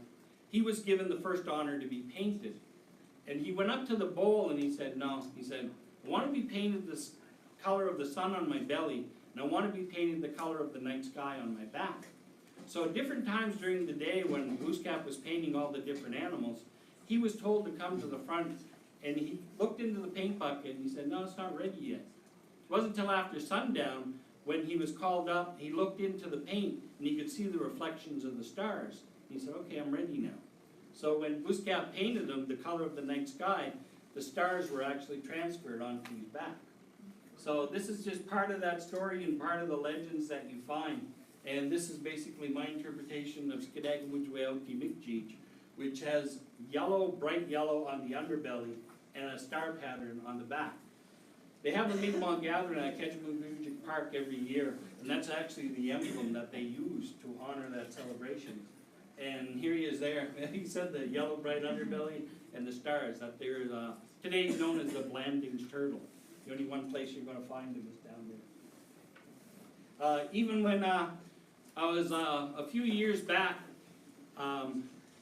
we lived right across the road from Basil Peters' Basket Shop. Now, Basil usually closed his shop about 6 o'clock after supper. And I noticed that his vehicle was still there and the lights were still on. And I was like, okay, we better go check on Basil. He started getting up there. And when I went over to Basil's, he was saying, well, it's after Christmas, before New Year's. He said, there's a lot of people out shopping for fireworks. So I keep it open a little later and make a few extra bucks. So I said, okay. He goes, it's after the winter solstice now, Gerald. He said, the days are getting longer. And I'm like, yeah. And he goes, they get longer by 3 minutes. The sun rises a minute earlier and it sets 2 minutes later. He said, our ancestors used to say that the day is longer every day by 1 partridge stride. And I was like, okay, what do you mean 1 partridge stride? He goes, well, you know, look at a partridge stride and the steps that he takes, the distance of it. Every bird has a different distance based on their anatomy. Now, if you take a stick and you stick it in the snow and you mark where the shadow is, you time it for 3 minutes, the shadow's going to move 1 1/4 inches. And that there is the distance of 1 partridge step. So it's like, that's basically one of the ways that our ancestors even measured time. Everything was based on science. The movement of the moon, the movement of the sun, the movement of our planet Earth around the sun. It's like, they were all very much scientists. Even having a legend, a story that talks about the Mi'kmaq design for the Mi'kmaq canoe. Saying that Glooskap held a competition with all of the animals in Mi'kma'ki, and The loon thought he was the most graceful bird in the water, so he thought he was gonna win this contest hands down. And the partridge entered this competition, and the loon was mocking him, saying, what do you know about water? It's like, you're a land bird. It's like, you can't even swim. So the loon was pretty confident, and of course, like a loon, when he sits in the water, he's very, very low. That's the kind of design that he had. So when Glooskap tried his design and he packed in his gear, it sunk. So again, the partridge, who designed his canoe after the big ribs that he has, and even the high midrib that you have in a traditional Mi'kmaq canoe, it was more of an ocean-faring vessel. So it was a lot sturdier out in the ocean waters with the whitecaps. Glooskap gave the winning design to the partridge, and the partridge was so proud that that's why you see him in the woods standing on a hollow log, beating his chest with his wings and pride, like thumping his chest. They say that that's why the loon has such a mournful cry, because he lost this competition. And they even say that the loon's eyes are red from all the tears that he shed. So these Mi'kmaq interpretations of everything that happened in the natural world are definitely put in these wonderful collection of stories. We've got a story about giant beaver creating a dam in the Bay of Fundy. And the animals again came to Glooskap saying, look, we got flooding in one area and we got drought in another. Is there something you can do about it? So Glooskap went to the giant beaver and asked him to remove his dam. And he said, well, I thought I was doing you a favor. I thought I was making you a bathtub. He goes, no. He goes, you're really harming everybody else. He said, well, that doesn't concern me. It's got nothing to do with my life. And so Glooskap recruited the whale to bust the beaver dam. And this giant beaver dam is seen in Nova Scotia at West Havoc Beach, in a place called Driftwood Haven, where there's literally 4 kilometers of driftwood. And it looks like a busted up beaver dam. But the thing is, here in Nova Scotia, with the world's highest tides, drawing things in from the Atlantic every day, twice a day, because of the ocean currents, if a tree erodes off the side of the water, falls into the water, the ocean currents pull them in with the tides, bring them into this point, and then our tides here in the Bay of Fundy drag them in and deposit them on this beach. And this is sort of our interpretation of why this big giant beaver dam is here. And again, referring to how long this event has played out. It goes back to the creation of the Minas Basin some 6,000 years ago. And again, if our ancestors have been here at the most recent time, since 13,300 years, we were here when this happened, this ripping of the Minas Basin. My favorite place in Mi'kmaq is definitely Partridge Island, because there's so many stories about that place. Even the inspiration that it gives you from looking there. We've taken people there, elders groups, youth groups, different community groups there, just to see all the different features of the 10 different stories. Right across from Partridge Island, just 2 miles across the bay, is Cape Blomidon. That was one of Glooskap's sacred campgrounds. You've got Partridge Island here, which was one of the campgrounds of Glooskap's grandmother. You've got Cape Split over here, where Glooskap turned these 2 pet wolves, night and day, into stone to watch out for his grandmother when he left. There's a story that talks about Glooskap making an amethyst necklace for his grandmother on this island, and if you go there, you'll find amethyst. It's like site-specific. It's like, here's a story, Glooskap made an amethyst necklace for his grandmother, you go there, there's amethyst. It's very, very cool. And even this little piece of land that attaches the island to the mainland, it's actually a beach here. A lot of people go there beaching and beachcombing, a little picnic area. And that's just been there since 1869. It was deposited by the Saxby Gale, this big storm that created that bridge. Before that bridge was there was 2 Aboriginal communities, one at Crane Cove, which was later known as Indian Burial Point, and another place called Wazok. And it's like, you got Glooskap, a sacred character in our culture, you got grandmother, a sacred character in our family structure, you got amethyst, a sacred stone, and Wazok, the meaning of heaven, this sacred place. It's like, why would you call it like heaven? It's like, what was so special about this place? And it's because of the material that's created there. It's right on this volcanic fault line. It's full of volcanic basalt that was liquid rock inside the water, and when it cooled, it still had air bubbles through the rocks. It's this vesicular basalt is basically lava rock with holes in it. Actually use it for the grandfather stones, for everything from fireplaces to sweat lodges. Even talking to Albert Marshall, it's like, yeah, you go Partridge Island? I'm like, yeah, it's about 70 kilometers from Millbrook. He goes, well, when you're there, give me this, this, this, and this. It's like all 4 of those minerals that he's asking about can be found up there. So it goes beyond my generation. I ain't studying anything new. It's like the elders definitely know their stuff. And because of these rocks with the air holes in it, the tide comes in twice a day, and twice a day, every day. And when the tide comes in, the water pushes the air out of the air holes, and the water boils and bubbles like a cooking pot. And we've had kid groups there swimming through the bubbles. It's not warm, it's not hot, but you can literally hear the sound of it. And if you've seen a pot boiling on there, you know how it got its name, grandmother's cooking pot. Another thing you find, right where I showed you those 3 continents coming together, Africa and Europe and North America, this is smack dab in the middle. You can literally find samples of every mineral on the planet in one place. Why travel the world collecting them all when you can go to one place and get them all, or almost all of them? Depending on the minerals that are in the soil, it gives you difference in colors, blues, pinks, yellows, greens. It's like oranges. You'll find all these semi-precious jewels there. People go there 3 times a year for different things. Again, that's sort of that connection of Wabanaki. I don't know how that got there. Look at that. Something happened. Oh. But anyway, what you've got is Partridge Island has this walking trail, and you can't find anything really about the Mi'kmaq there or about Glooscap, but you'll find that Partridge Island is 2 kilometers from Parsboro. Parsboro is everything about the rocks and minerals. They hold 3 events there every August. That's the Rock and Mineral and Gem Show. You got the Rock and Mineral Roundup, where people actually go hunting, trading, and collecting. And a 3rd event is called the Lapidarian's Dream. And lapidarians are the people who make jewelry out of semi-precious stones. So they go there to buy, sell, trade, collect, and just pick stuff up. You can go to the show, and you can find this lovely little rock for $280, or you can go up the beach and pick it up for free. If you know where to go. And that's what a lot of us were doing, was going there to collect our materials, and even hematite. Hematite is a stone, and it sort of comes off of this material. It's sort of a secondary product of this crystallization. And hematite gives us red ochre. We were basically crushing this, grinding it down into paints. We were a tattooed people.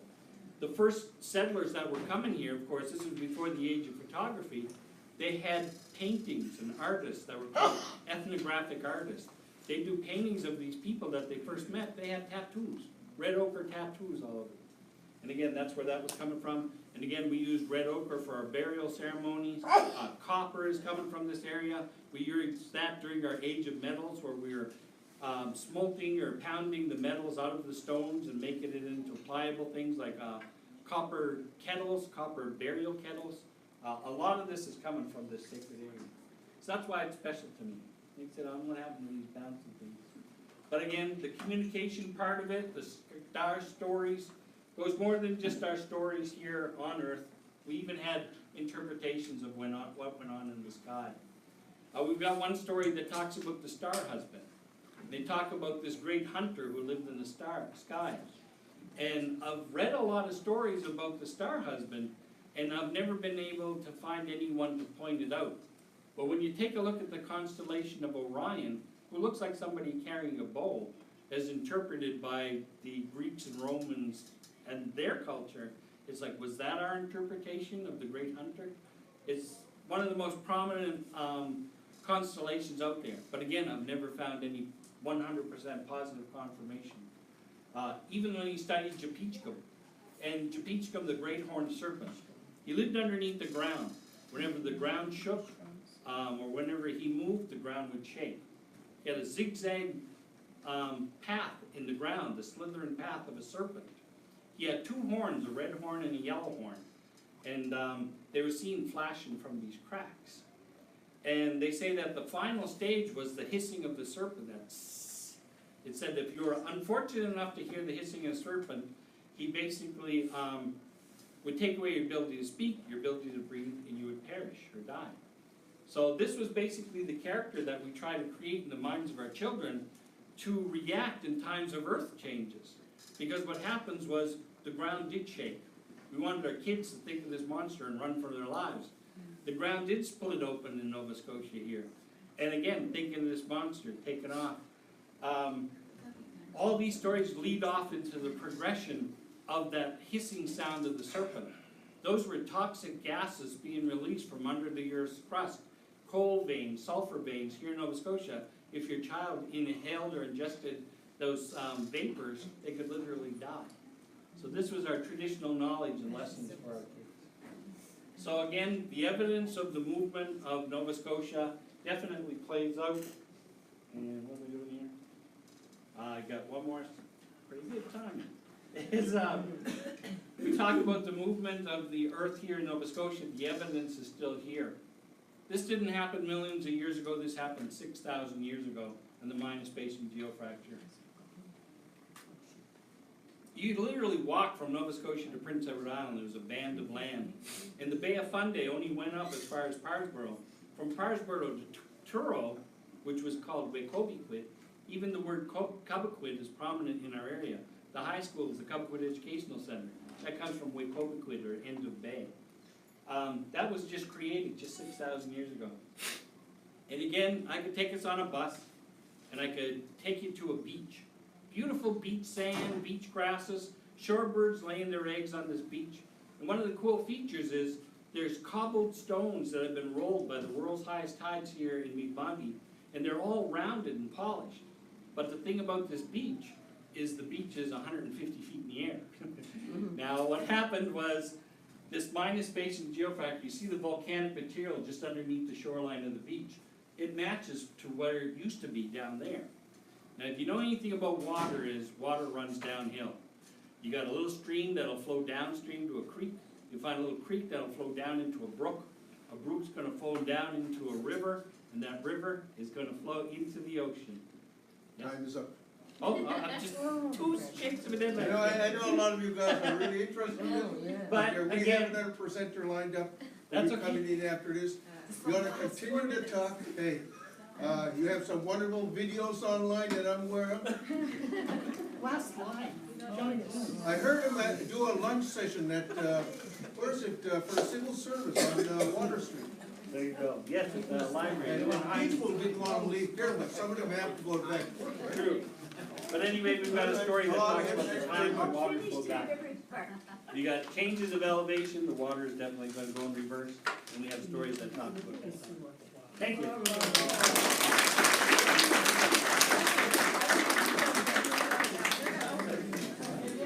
Next presenter in here is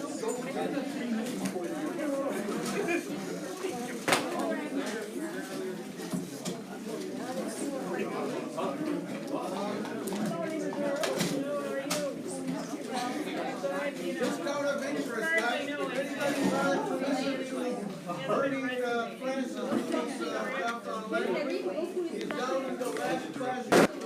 Keep running. Beach. Ay, jam. Beach.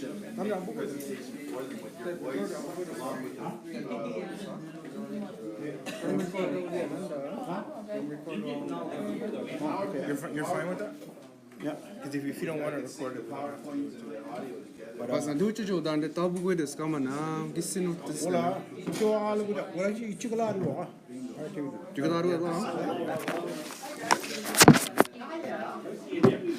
Need help moving stuff?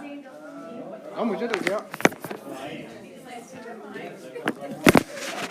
I'm hiring you right now. We grew up like right next door. I'm going, John. See, did you appreciate the mathematics of a partridge try? I recorded. I actually heard this. And then I came back and I go, I have to record. And then I was like, so I'm sitting there right on time. Well, Jeff was saying these big videos. Like, this needs to be like Gerald needs to have like all of these things. Like, you know what's bothering me the worst though? You know me. I don't know what that is. Like, probably, it's probably, you probably need to say it differently. Yeah, I know, cause he's Yeah, well, he's not a speaker. So it's like, but it's probably like, it would be like, you know what I mean? Like, and then when you talk about I feel like I'm you know, just talk like play on that. We should yes. All right.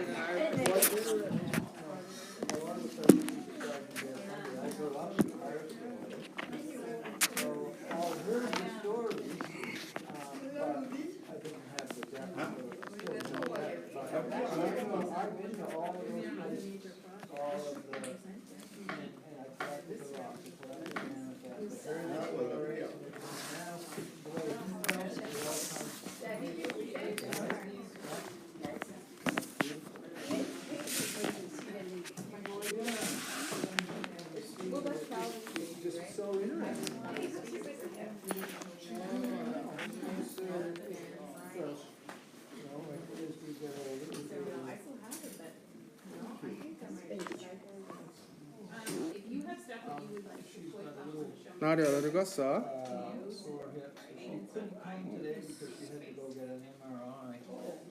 어서 와게 나 무슨 라이트 was already. We were up to yeah, we'll see what's going on. I'm working right now. I'm set. I have to look up. Once I started looking at my feet, and it's like 1, 2, 3, 4, and I'm going all over the place. but at some point in time, not next year. How are you? Yep. I'm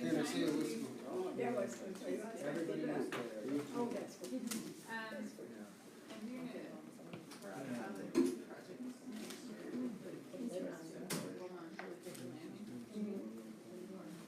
But I would like to eventually do it. Because I think it's so interesting how fast I'm not good enough to, that I can come and help and do the guys. Most of the things that we create are anyway, it's like hands-on problem solving, you know? Nobody has to approve it except for you, because it's on Saturday night, but to get a message. I gave up on some And this last one, now that, yeah, I was gonna say, in this room. But, Anyway, it'll be fun to work on like bits and bits over the next year or so, and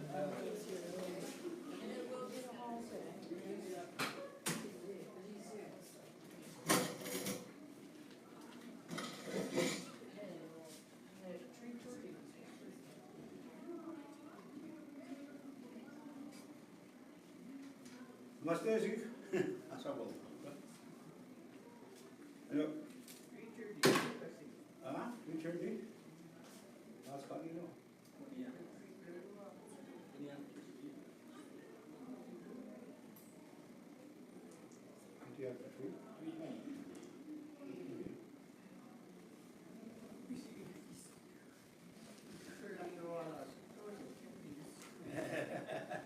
Hey, now. I don't need to do a lot this tonight.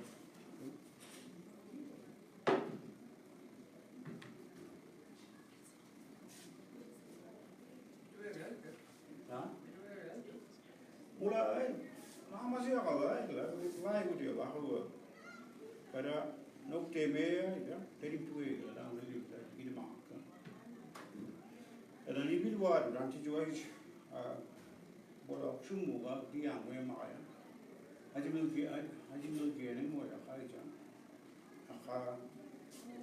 Aji milki sesuatu juga. Nanti ini lah akses kami juga. Dia mau itu juga, semua itu. Apa kenapa ni kaya orang itu memang. Tetapi orang itu aslinya dia sendiri itu juga orang. Semua itu sendiri.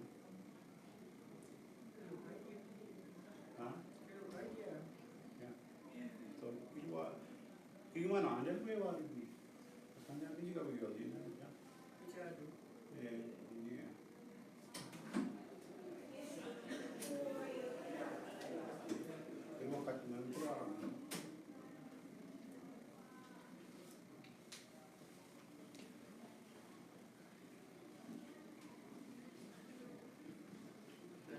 and a bishop, you'll have men. And sometimes a young couple wants to be a man. And the first thing you do, they go in this circle. And the chief sits in the middle.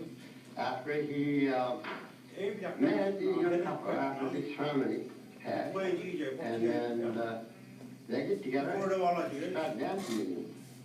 Hey go on, hey go na, hey jibapudapa, hey no da, agine ya, hey jibapudapa, hey no da, agine, hey kwanu dane, hey kwanu dane, hey jibapudapa, hey no da, agine ya, hey jibapudapa, hey no da, agine, haviya. And let him say, this is how I raise you. Well, I just saw 1907. Frank Spector was in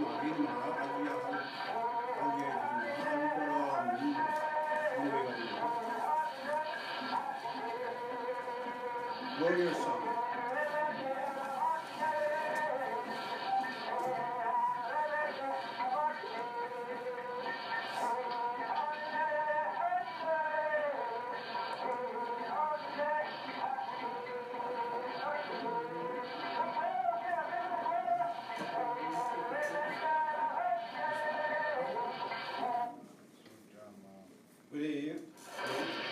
There's an example in a time period, new technology, wax cylinders, and that's the wax cylinders that they use. The wax cylinders in the museum, that's how they collect them. And what I did with them, I told them, it's a little bit of then took me, yeah. You got to do New York, I was doing that. That's what's going on. Last guy go out of course, but we lose. So last guy go out of Sweden Francis. Specifically, about one to win the world, and one way was it.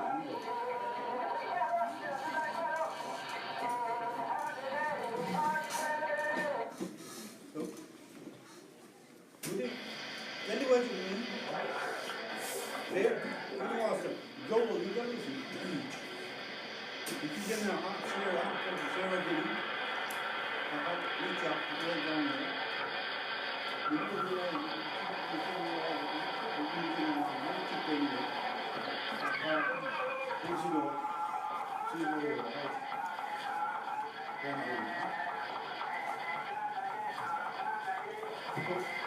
Now it's on the TV. Now it's up and up stuff, cosmic body, then we get into the arm, and just came out and just do the water. It's a cool. Putting here. Walk right. That was a mutabigan.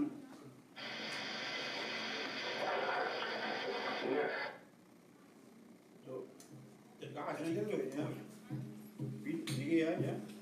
Hajnego, hajnego, hajnego, renna. Hajnego, hajnego, hajnego, renna, oh, hajne. You got it, yeah? Walking song. Walking song.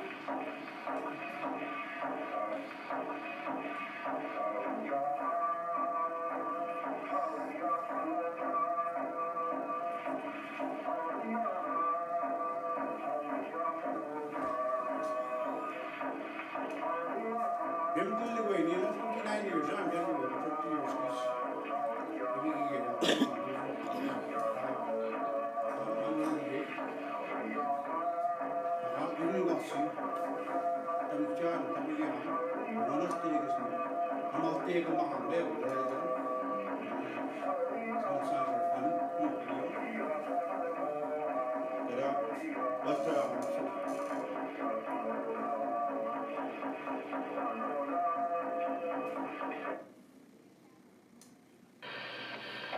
singing song, I'll leave it there.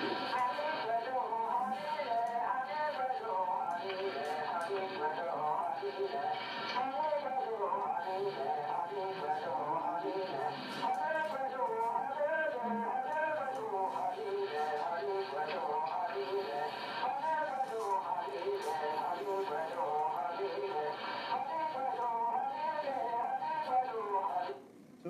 Mubasga, tapi kaya ang mga bagay ko po dito ko ba bawa sa ang sa ko ya. So we said nila kaya mi tal ko gusto. Ko chi ko ay chu gusto nila wala chi. Tuma ka na ako. Tuma ka na when you ko yung mukha ko po asyas. So this our language has morphemes in root words, descriptive words, and each descriptive word describes so tu means out. Tu all these plus ones, huh? C is your body. And tell you body section. You know, C also. So C must be good and you get body section, huh? Or delivery body. TI, the root word, T. Keel, not K, not T, huh? Keel, huh? K. TI is your body. T, me, and then comes from the word nijij, which is the egg that your mother got you from. Remember? Oh, Öktinin means K first up. K is your ila. Ti is your body, huh? Ni and na is nijij. The word nijij. Tini. You know that? And I'm teaching. Sabi kaya ang sinaman, pero wag bitaan ang dala buko. Mo dapat kasi to what apat dulu mo dapat ko dapat ko eh. Udah sa kan teluwad sa. When jam namus pa. Ako munod mo nang keska ang tuno puluwan. Hindi ko na tanda dalawag sa. Pero yan nan buwi ko man nan video ana iyan na ba yan ay tanda Sudah semua ni, tapi dia mana ni semua. Jadi kau jangan semua kali itu, kau jangan itu. Tadi tadi orang, kerja jangan terluat, kau jual terluat, ada mau siapa buat. Mesti tapi dia mana, bos kurung mesti dandan, ini ni nak, itu jalan. Jadi ukcusut is the family. Ukcusut is the bottom part, or the bottom part.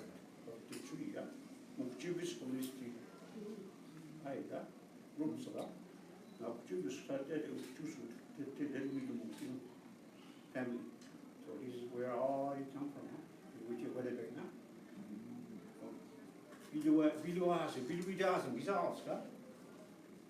Model doesn't bring the lexicon into the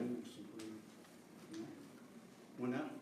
Neek means Nigama. The word ni comes from the Beaver's Lodge.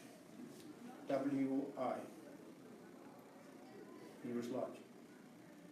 And do we go singular to play with him? And W-I K. Singular. So then we do week. Hello? You claim one need in what would you need? This is my house, and Lewis need with an N process of it. Need. This is my home like a beaver. So need come K to get singular anyway. M A Q now more than one. O is time. More than this time, or less than this time. With lower one, not a minute. This is not a minute. Lumos does mean law. dan dat is een naam genoemd jaar. Een niet toch. Ja. En dat is ook die. Zo, dan doe je kulus wakan dan kulemen. Weet je waar je doet? Dat ik aan. Dan laat ik. Amos zo weet je doen. Dan ga ik in een school time present dat moet het gaan. En dan dat waar is niet meer. En dan ja, de bandik student voor de jaar. Aga, Delhi is ook die, you know. It's Lewis when we talk in seasons. It's Lewis when I got. Now I design the guide of the lives at this time is like, but you know, she would. Listen, open. But that's open, and that. These 4 seasons or 4. Als je hebt toch wel niet bestemd toch wel dan zie je the time the day and the night come together and they're same as one in 2 days. Dat moet staan. En dat meen toch wel. Kijk je ook? Is een keer dat we is on sleeping time. Wie was het? En dan is het Willem, dat ik hier aan. Dan dat heb ik ook. Dan moest ik kijk je doen, dan wat je al kunnen zorgen. Wat je heb ik wat meer is niet, hoor je. Dat heb ik wat meer is niet. Am zit ko is goed genoeg, hè. Dan gewoon je aan zo even wie. No, wie. Dat is je doen aan, hè. Living dat je doen aan. There are 7 cycles of your life. So, dan was goed, terwijl we wachten. Walk is niet daar hoor, wat heb ik uit wie? Wat in je gids gaan, Ali. So, ik ben niet gaan komen, ja. Ik zie hem komen. Hadnego.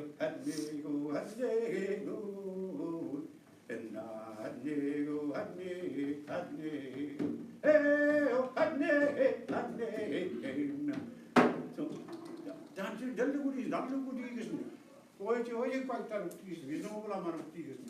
Hoje war of seas. Talk war when people are stand together in marriage, yeah? Talk war, Talk war, don't tell her again, tell her again, Kadu. That accept. That's a good one. What you go to, get you on the such a good one. That was Uncle Edelman, anyway, and then you will him, Tabigian. So they does now. Musa, Ejigalas, then Edia, Domina, Maliaptum, and tell you what you got. And tell them what Aye. Yeah. Can't you want this to go out of your own to Bunker? I look you up. It looks you up for a trial period, marriage. You have a chance, trial period in marriage.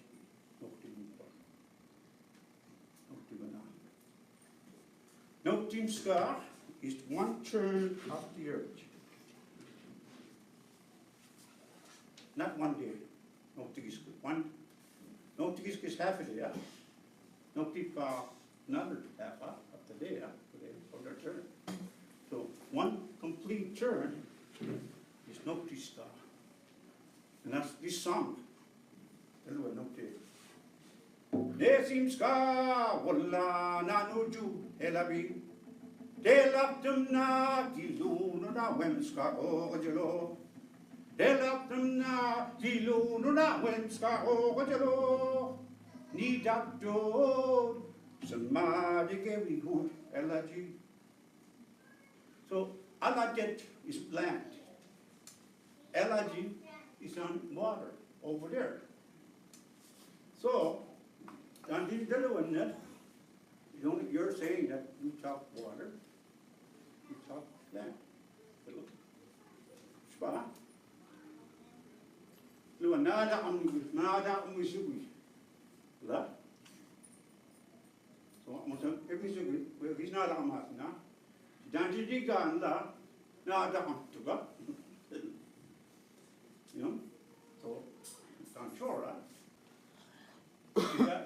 for the sand, I don't, because it's where the sand pile up there, yeah. Yeah, that's where the word comes from, I don't come in, no, I don't come to the sandberry, strawberry, no, yeah, yeah. So each, when it goes to Hanamina, they have more things that are descriptive to whatever it is that they portray.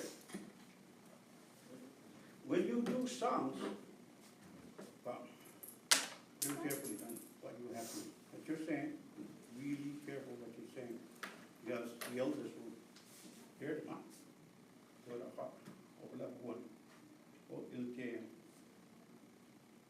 So, Dan did you need, whatever you get, for the word, tabigian, or is not ali, is no do ali.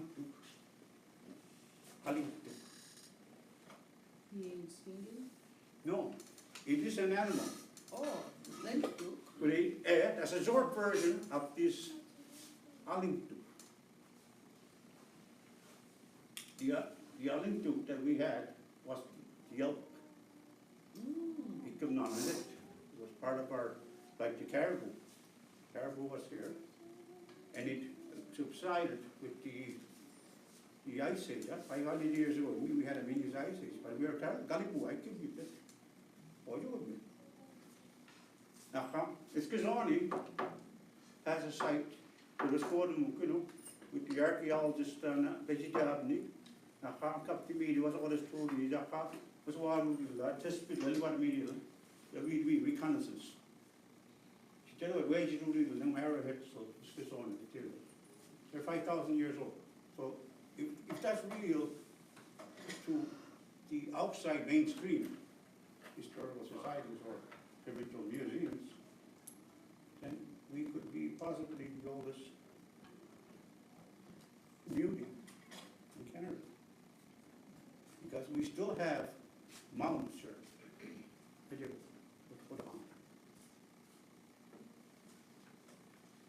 Going back to the songs, I know this guy in the Iran,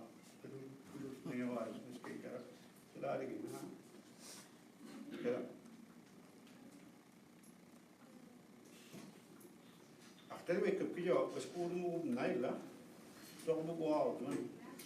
And the money with you when spirit song. Hey, hey, oh, hey, hello, hey, hey, oh, hey, hello, don't go out, go away, oh, hey, hey, hey, oh, hey, hello.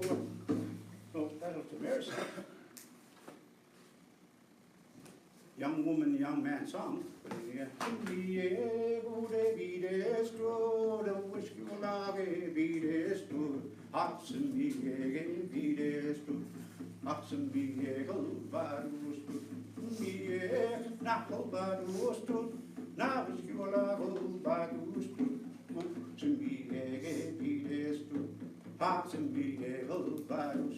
Young woman and young man dance.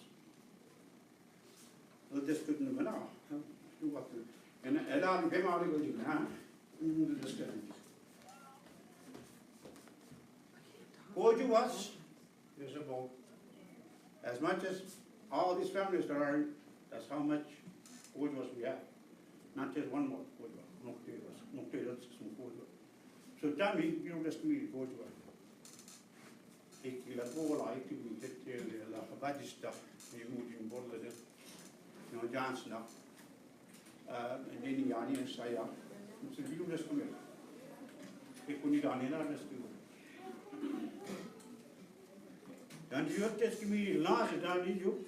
Denk hem op, dan hij die dat van. Dat weet je niet, doen moet. Dan wil je ook dat week op TU, is dat ja?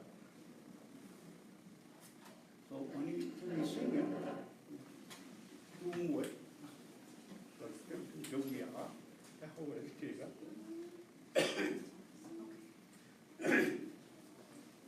Well, going back to the privilege of staying 1 year trial period up here.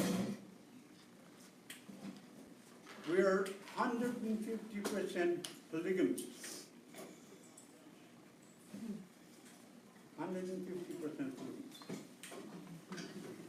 And most people say, oh, I don't want to come on, there, less than 50%. Why do I say that? Were women polygamous too? Women were the main polygamists. I want to be. Jag inte skuina, för då var jag med nu. Jag kör med. Kovace? Quinoa, kan du you can put the meat in such a you can list that. There are leaves. Nu kun mik. Jag mår nice så där kan I should mean such go and very you know the all when I go dan little bit kula ida Udan is a small village. Ukchi Gun is the longhouse encampment. Gun is the longhouse itself. The women that occupy and control the longhouse, and everything will be. When you do squires, that tell you, try to get into that, Muspanin, do Chala, Adavi Antiga Lucalusi, the Muslim Negavin wants to go, yeah? Kara Aka will dare the Muxian Labin, not the Muxia, Adiquatic, Walla, Nuxinan, the Nugian, Adiquatic. The only Muxadigo was. Tanto losing, o tanto que eu vi no negócio. Caramba. Kaya ano tu mung kerla, abis itu bisnes tanto tu. Nanti ada bisnes, meski ya mami orang, ya kalau meski ya mami jadi, mesti beli jadi kan. Lalu miriam sudah miriam, sesuatu. Tanto tu ni biskai lah. Mesti LTM, mula mik, kita muksali, tak mesti kau ada kos. On se bisquai alltid våra trafiker. Amaides, en då bisquana, så bisquana så då det så. Det är att bemien hos på. Men jag kan masen, det temat. Negemanna. Negemanna, no matter how long we've been together. Negemana, delipadona, with a bega duktinin. More? Negemana, delipadona, with a bega duktinin. Ornigate, all that it do, good, all that it do, nah, all that it do. Ben Christmas all telling of Stephen Marshall, that was his Mahaja. There was a Frank Special, he's recorded a while now, a birthday of Neville. This guy, tell them and he went Ben Christmas. But I'm Negamana, Kelly Padona, and Steve Swampin. Guess that's all, Negaman. Caramba, Ben Christmas. Negamana, Kelly Padona, with a big adult in. No matter how long we've been together, our bodies never got to be friends. You know? Negamana, daily pado, her choice. Negamana, daily pado, now with a vega in. So, no matter how long we've been together, our bodies never got to be friends. Negamana, daily pado, now with a vega in. Oh, when he gave, all that he do, good, all that he do, good, all that he do. When you walk in the queue, Great, don't have any gauge. huh? Good, don't have any gauge. So when I get, so when I get engaged, and they come, they come, so when you walk the way to me, you was a past, after that happened before, they come deal with, you know? You deal with that, so when I get engaged, when he's the one that told it. You got a lie to that. Okay, Separation. instead of doing it, don't have any gauge. So when I get engaged, you are. Up na gonna tell you what you books me any bad one, huh? That's great, 2 days, you know, small shit. But you know, I don't be get on engage. So get up as gone, I'm asking the family, and get up on engage. Bidu easy go, Gabi on the eye, lose one on me, one does eagle. One does eagle, Gabi on me, you know. But there, one, I'm going to more. They got eyes, got what? Jo Benez Magella, Ben Magia, Kelly Bisnaka, Ankamujel, and it is not. It's a metaphor.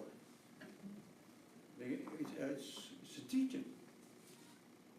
So, Garwajo, long time ago to crow.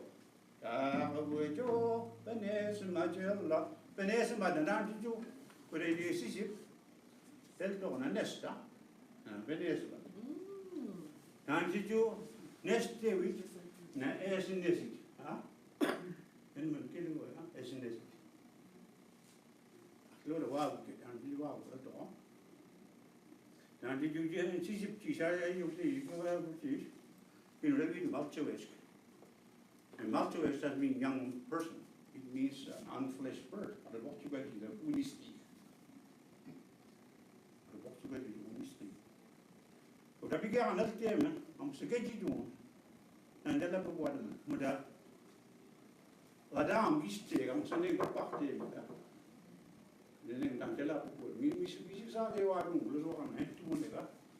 The guy on the job, Benes and Magella, Memapia, Kelly is not, Hakamujel, and is not. Oh, the one day, away, honey. Oh, the one day, away, honey. Oh, away, away, away. 100% Nemo. That's ours. All right, you know, we still are. Yeah, you know.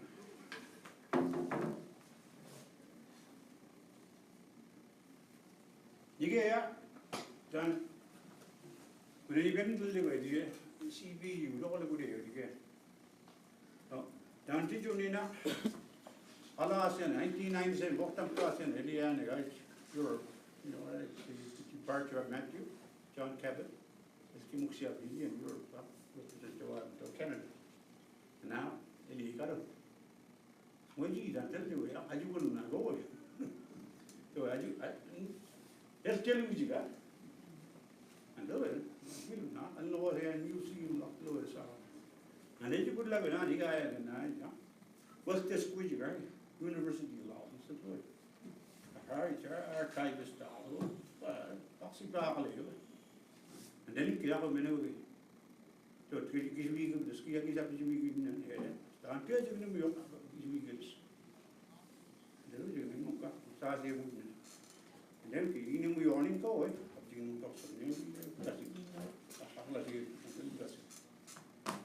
And again, CB, you went to the way. This is our second year. The collection, our collection of songs. Okay?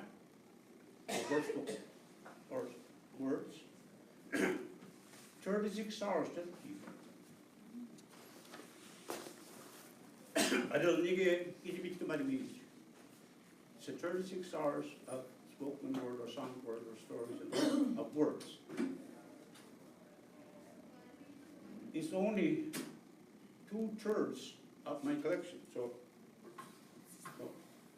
I'm going to take one more archival information down or digital stuff to them. So, going back to the songs, vocalogy, reading song.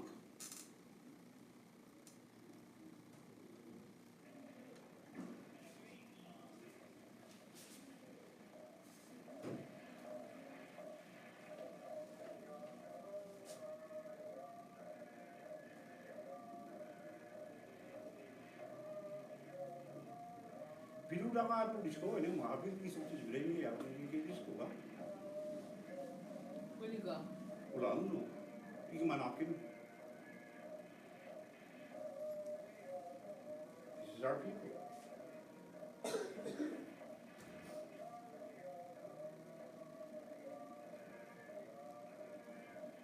Well, I'm not easy down.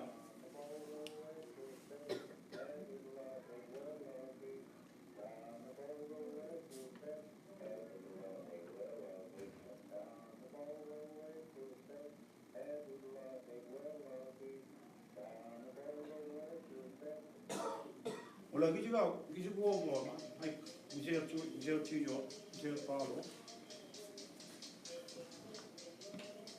You didn't want to do it.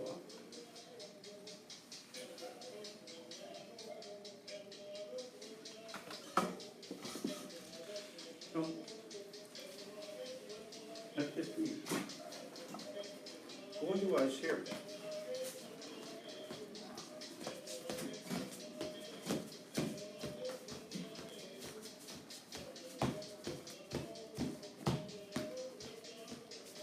We do this too, you know? A little bit different, huh? And then we doing here, I said, look, this up to you, stop this up to me, it's cool, or is it? Ja, nee, ja, und das ist gut. Kada? Voilà, nous trois tiers, nous qui j'ai naissé, nous t'as tout mon chien, là. Is my mom.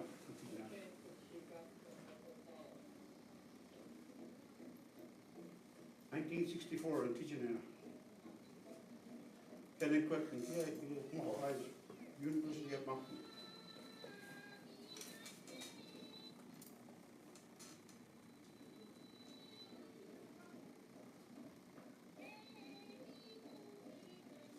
Nova Scotia Archives, which way is it, huh? Yeah.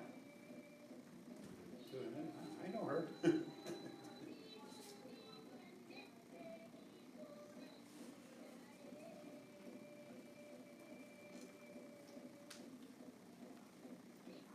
Pola. No, Pola,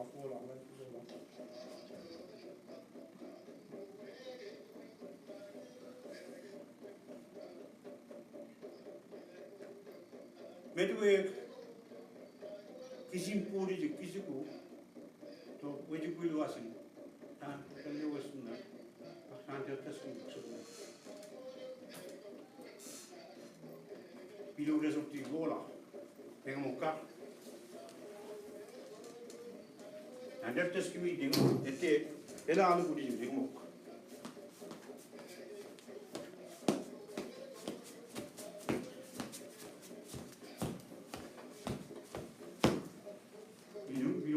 You just regarding a mama.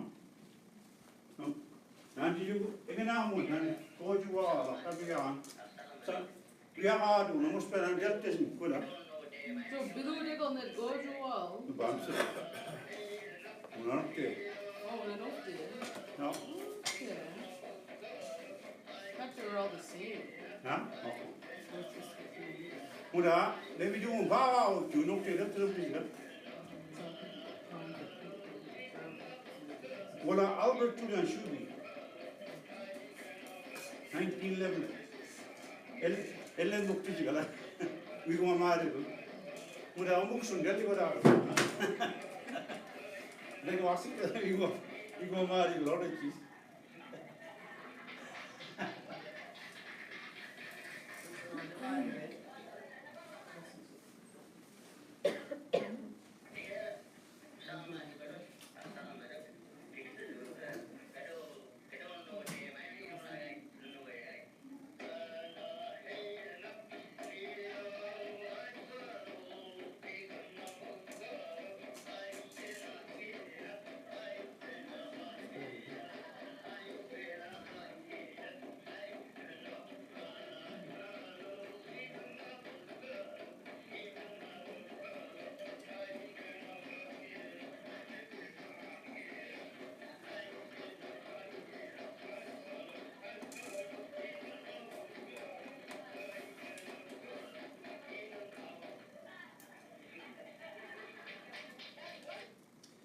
Helen Quirton, don't you know, down for the water.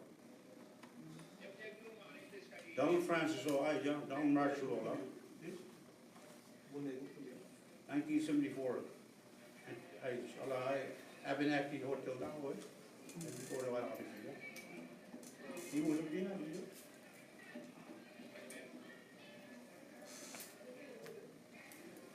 Michelle Michael Park.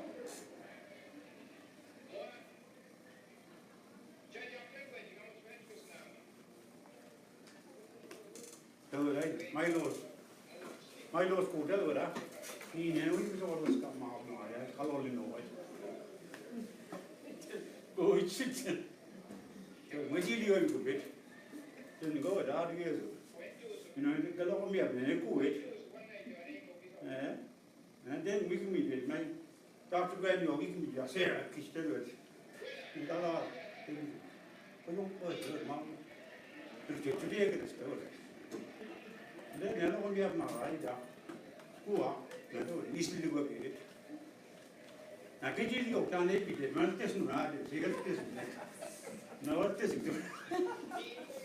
And I write that. I must take me it loud. Who done it? And they were like that. And you got this in that, or she don't live there. I did. Jack and Kakuma, you know, make a school I did. In the eye after. And they got all in all, I got married to law. All the Mars will take it. Put you out of it. I thought this is night, Princess night. And I got Christian care like the police. And I middle doesn't get you. I don't keep was it on. I got poor. Now, amazing. He's all over his command. So, Babu on there, to go. You don't think it's you. I think this time. In Kijani, and in Torasera.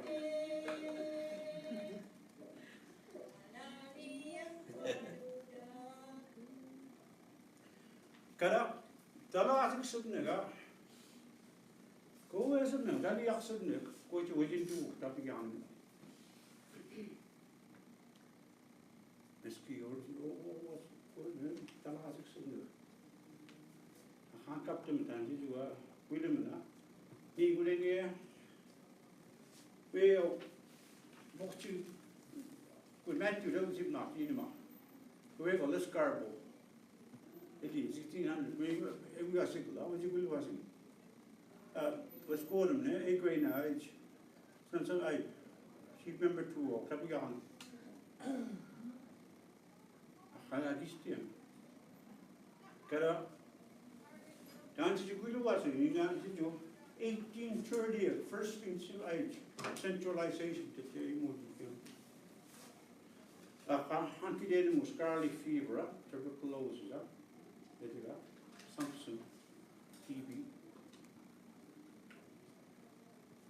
Miski impact, I took so pretty. I took so little man up. Sinuan work. Kisubu, boiling pool.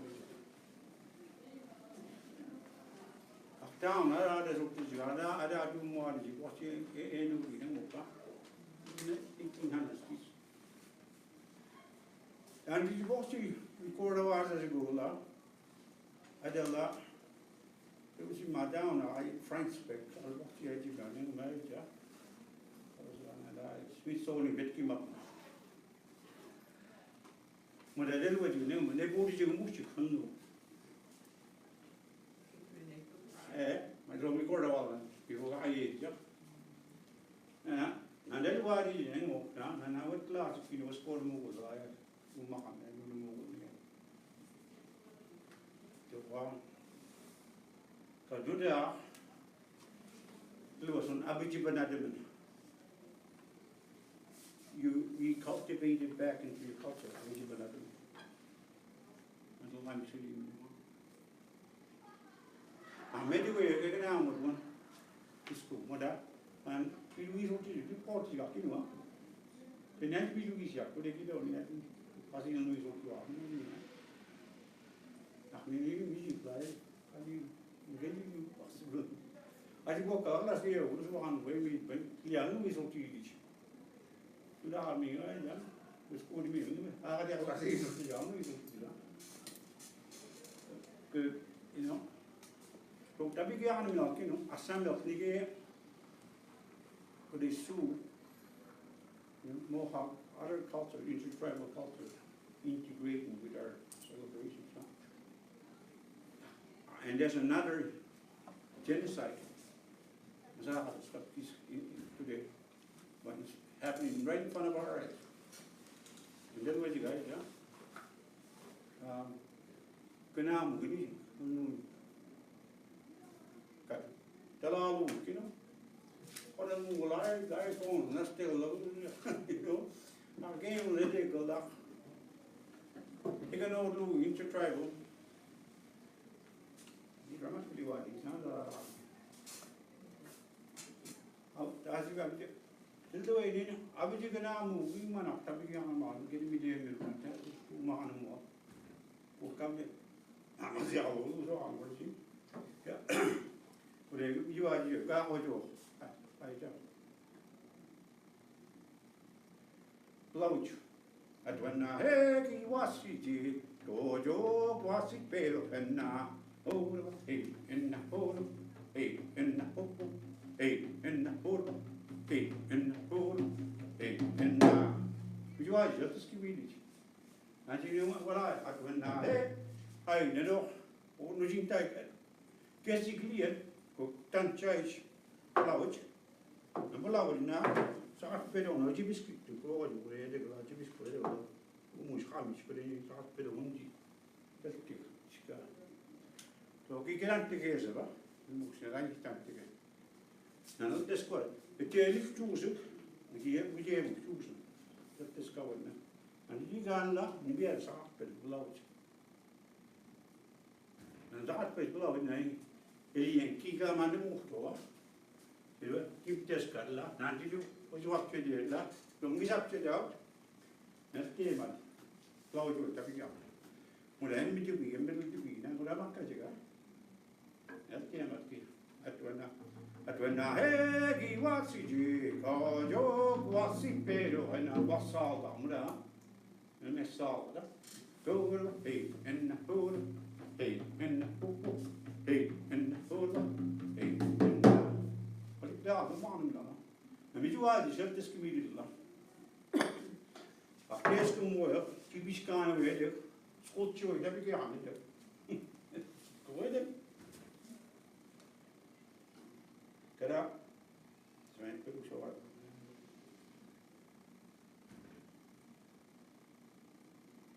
What could I do? Don't you watch him away the way, there's something, you know.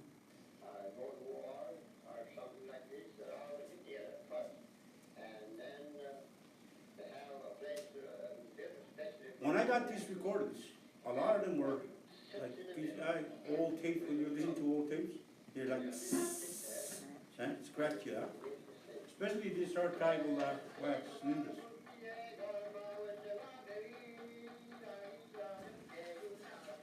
Marriage preparation song.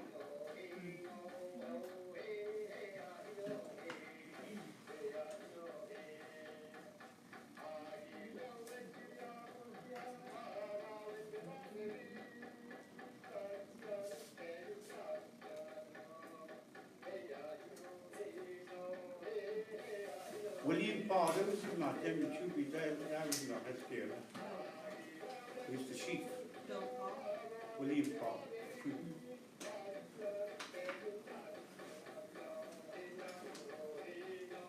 Do you know of him? Jamie Paul's ex-husband. Your grandfather? Former husband. Jane and Evelyn.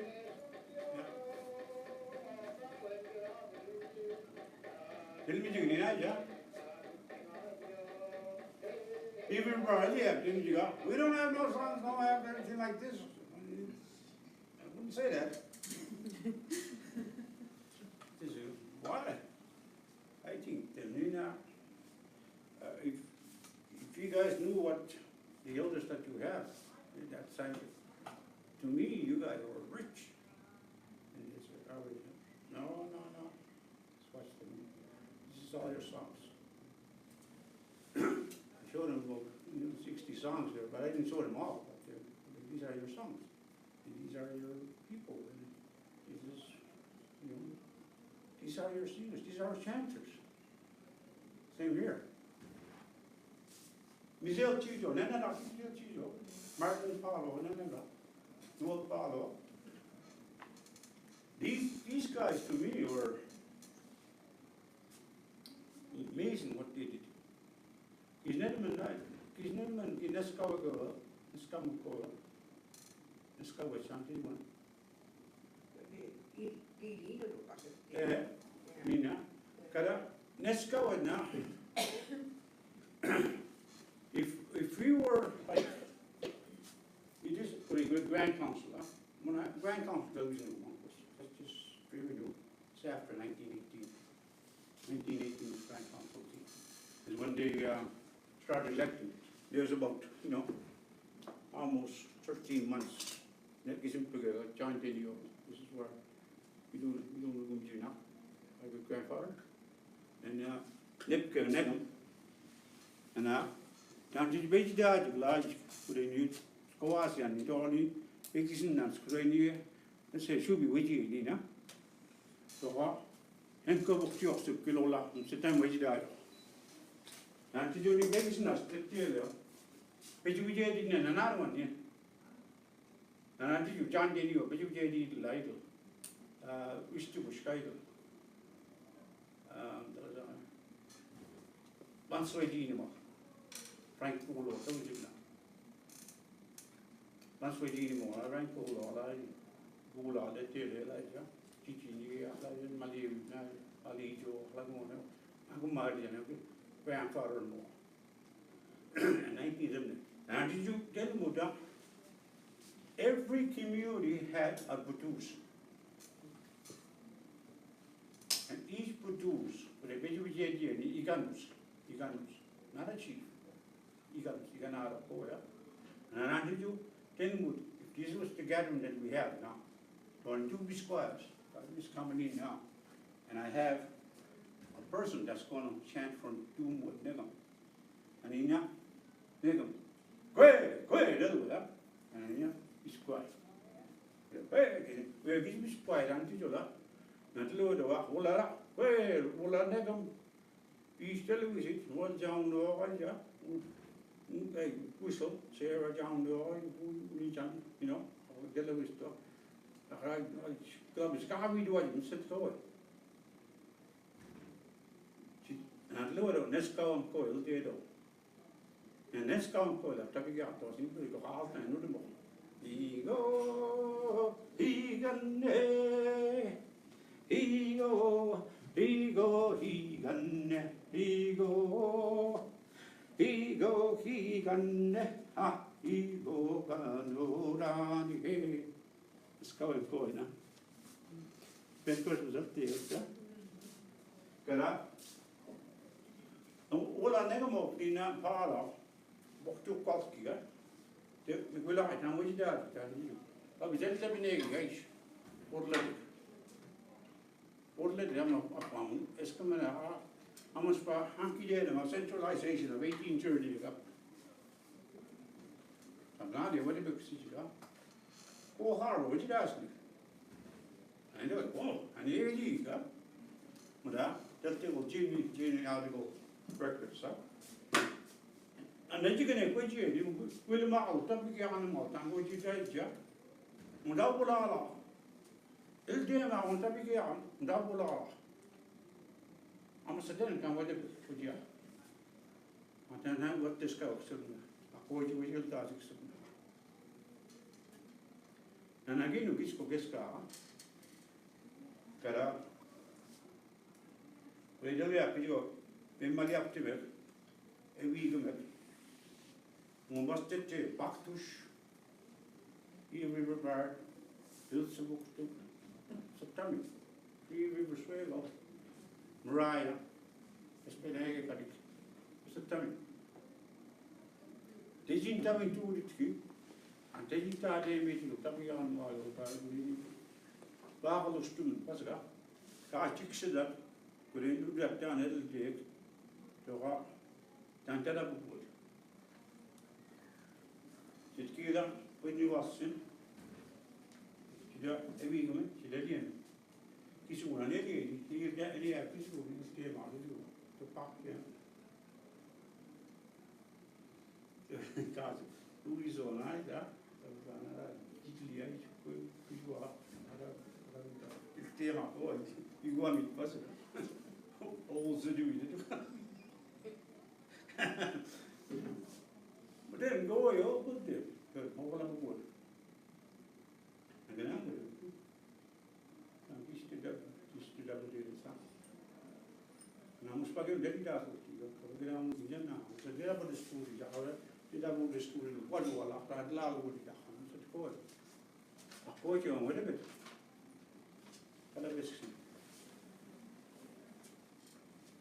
I'm going to say this, and this is the 100% truth. And I've told that to a lot of teachers, professors on the road. And I told them, if you can prove me wrong, I'll give you $10,000 tomorrow. Money guy, go away. What's my, you know, what am I saying? That's my point. There is absolutely no words in our language as a mother and father. There's absolutely no such thing as uncle, first cousin, third cousin in our language. Not, it's empty. It's a big empty space. We don't have that. Boy, Kyle, what's there? And this takes, because, you know, there's a lot of things that happen now, like the church songs and, you know, all the other things that the overall see. And the church songs, they don't realize they're not Catholic songs. They're actually Baptist songs. And it was done by Saul Steve Rand. There was another guy before him. We called him Balvios. But that was his name. And we called Balvios this priest, huh? And he wrote down 3 songs from Latin to Uno. Rand did about 3 different kinds of albums. The Titan Sisters, and the last one was, you know, in 1986, that when he made his lexicon now. But he went out, and the proof is here. He went out to each community and started out fires. And when I approached Mariah, I told him, this is you guys' songs. Yeah. These are your songs. These are your chants. These are nothing to do with me. And I told him what happened with Saul Steve Rand. And how is it what he was. He spent a long time. Between 60 years almost. He spent actually 40 years about in 2 communities, huh? And he used a guy named here, Ben Christmas, or that was even and before they registered him, he was Ben Noel. So the Noel turned into Christmas, huh? And that's where, and he was the one, Ben Christmas, they told him, could they have? We do what, where's he going? He's not man, where's he going? Oh, you got up to go, where's he going? Somebody that tells you your future, you know? Where's he going on? We got up to get that. Ik ga hem tussen zitten, toen hij aan deze positie. Hij had visions, hè. En dan denk ik maar, nou, we gaan hem wat maar random. And he lived here. And there was one period after, when Pacific came, he came from Luxembourg. He was a young guy, 22 years now. When he came here, because the diocese eventually each one, there was a void there. Millard's writing was, you know, 150 years, not way more than that. Millard's writing, Millard, Father Millard, writing this. What you got? that we, 450 years, we wrote letters with it, not just songs, but we used it, just like this Bernie and Francis thing. And that's what they did, yeah? There. And that's how he wrote it. But Pacific, changed all that because Rand was teaching Ben Christmas or Ben Moore to write or do the Bible in Baptist. And so our Rebadging Fair, Aunt Jenny and Consuelo Jean Moore helped them too. So what they did with that and all the songs that they did, they started choirs running and the Yegisco, was pouring over all these songs, huh? Like Asilon, but they actually Baptist songs. So when you're looking for songs, and because I wanted to learn about the church songs, where they came from. It just didn't pop up, huh? Something must have happened, that's how I thought, Same thing with any songs. Where do they come from? Where did they stem from? How was it that they were sung? Why were they sung? Was the song attached to it? Go in it. What is it? So that's how I asked. So in asking myself this, I was able to not only, do something about my curiosity, but I need not to the if just all you need.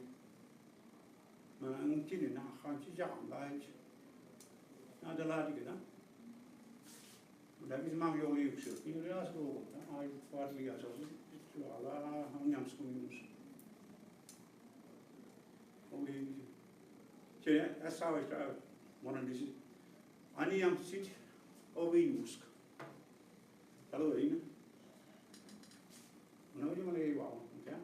You never spoke to Willem, Kabuya, Ida. Ani am soon use. What am I saying? Is you overall, must be a job, is overall, Liekner, Alia, Ajiamsia, do with my actions, or big forgiveness or something like that. So the word comes from Ovinusk, is the women.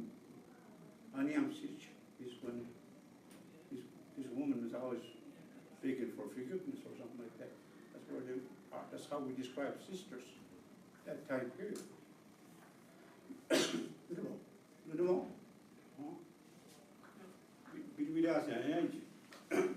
So some of these songs, where we go, and even the songs, we have fiddle tunes. They need the tunes that I have. This is a metaphor song. Ebi de steli modlam se devise bana muni gegis kodli ole jippen am steli molane chik se devise bana muni gegis kodli ole jippen. So, whoever could be his mother or an auntie or somebody that sang that song to her, used the fiddle tune, ding ding ding ding ding ding ding ding ding ding, But she added, like what Bernie Francis does with his songs, he takes the song and puts words. So, but that's how you learn the songs, huh? And you have to learn. It doesn't matter what's going on. You have to find out the history. How is it? How it came about. So so Willem, how took ze them? Then one of the songs is Sutton. Okay. If I looked at the lexicon, you would say here, huh? But if I take this and look at it, there's Sutton here too, huh? The skin is water, yeah? And my body, so any hair that goes to your skin, a sabotage, no, Nisabun, Nistaktik. Anything with the root words NI or Nisi, Nis, Nisadek, Nisaba, Nisade, Nisi, anything with that root word must be down. TI is anything in your body. SI is your body's movement. Epasi, Hankamsi, Visi. TU is out. So do anything that could do one when I sing chant like this, I do one. When I said Alim Tuk, remember I said about Alim Tuk? Alim Tuk, I sing like an elk. Which you are, that root word, which you are, the elk is Alim Tuk. And the small version of the elk is Lik Tuk. So our words stem from what we explain, how we saw things, how we explain it. So, those are the words, welcome. It's actually 69 times 4. If you were to say, okay, vertebrae position doesn't work, I'm going to start using these words. This is what you have to learn, but you can make it into a building blocks. Any word is explained without dictionary. Any word. Oh, and in Naija, if we said Nijan in Naija, and if you can step back, go ahead, Nijan. Every woman have muskabi, muna, here.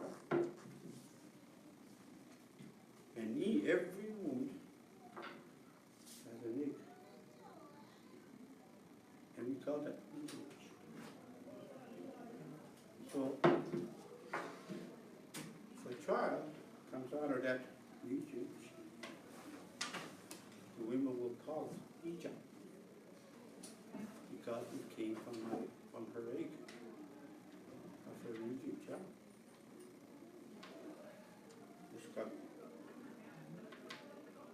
So, if the man, you can't say Ija. It's a long way.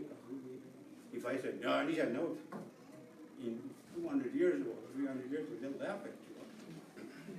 You're not a woman. That's how critical some of the songs are. I'm just trying to make an example how critical some of the songs are you need to understand and to sing them. The other songs are, are fun and everything like that, but such going, is about life and the relationships. How would you say cousin?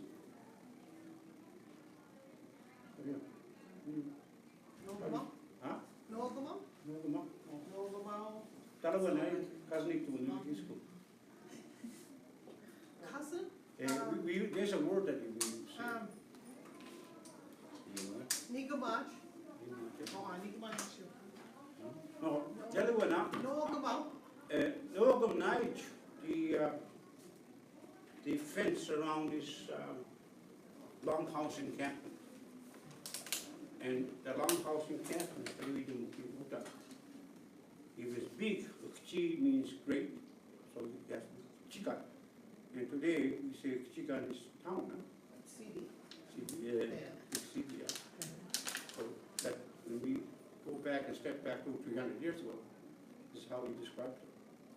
400 years ago. So,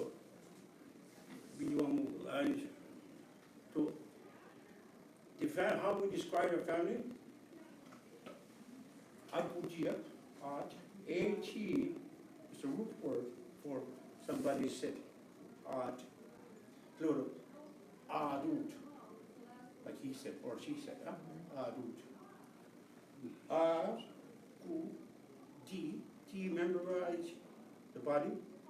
Ek is active, louder, or you said something louder. So ek, the words means that you said something out loud, you know, to each other. You describe each other's relationship. I'll explain my relationship with you, huh? Agutiek. You know what? Yeah, he's known him Agutiek. Agutiek is we're related. Eh? No, here's how we explain our relationship with each other. Oh, Agut. Eh? Yeah. We do this go, huh? So what this go with? And it is important to have elders, hear the words. Without no immediate, without name of God, I saw no immediate learning, you know. It's not pretty easy to do something at night, yeah. Choose of that, or their families, we do that. Be right, or that are we use it to you the land. Kada Loy, no matter gas Milamo Sniggle, Kinova, Pijiga Wigel, now Kino and a box away more, I just tell that, what you get Pijida. It's just recent. Very recent, let's take a Kino. But then only now, Kada, go away something, it's called Musa. She Marana, she Marana. We scored you with Yala. You get him. Kada, Sawi, no?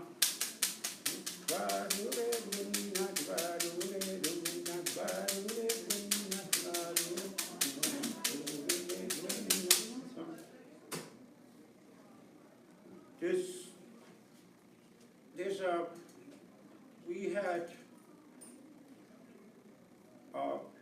a period that we weren't allowed to sing in civilization. A lot of our songs went underground. It went somewhere. And we were lucky. We needed Martin Paul, Paula, Batista. A lot of these guys were underground with their songs, and stories and legends and what, and they kept it alive. And we're lucky somebody recorded them. We're absolutely lucky. The only thing that was going on now, though, teachers don't want to learn. I know, I shouldn't say that. That's the truth. They won't dance. How would you teach well? From we don't want to. So Sa was born in what? So then we see, ginagana mo lang ako eh. Nemo, kaya ginamara ka. Yun na ni, did you na eganama ay pada bigya did you ba did you to discover dan did you get look akla siyo mit so dan did you chase you che wakcha ali ko did you ga ali to did you seta so may mata ko ani next to may jata dan pero siya ba ko buat niya. Walang kanin cherry din yun, na liwat po kakabisado, kasi po tumatanggisado po. Ernest Johnson, kaliwat kail ano ka, lagi siguro kaya wabanakan, isn't it wabanakan na isa sa Icanus when they gathered last one in 1911.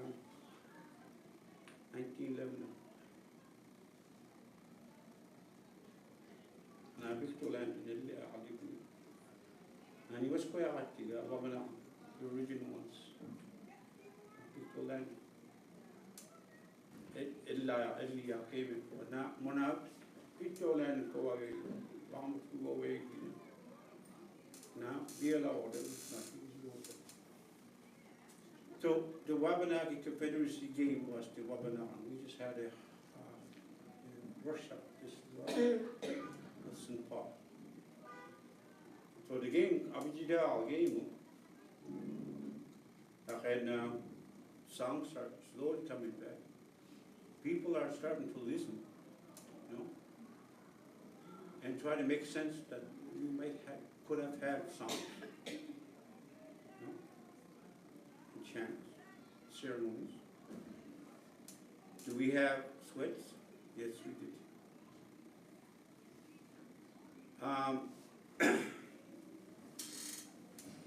And I'll eat a peel like that. I saw what we do, right? Everybody's a kuntua. Don't you do? And we got us in you, we got us in you. He's still here. We got on He's only we got it. I got to see you, still no see you. Don't you do? We don't make a new some of the size ways we go. Every got some people, we got this. You look. The provincial, you know, they say no. Museums and schools and stuff, they're saying no, you didn't do that. You know and I know, huh? You know, we are. Say, Mahara, Gunda, where you go, just one, and we got it. So, no, we got it. So, maybe you mean the Kapigan was done. Aha.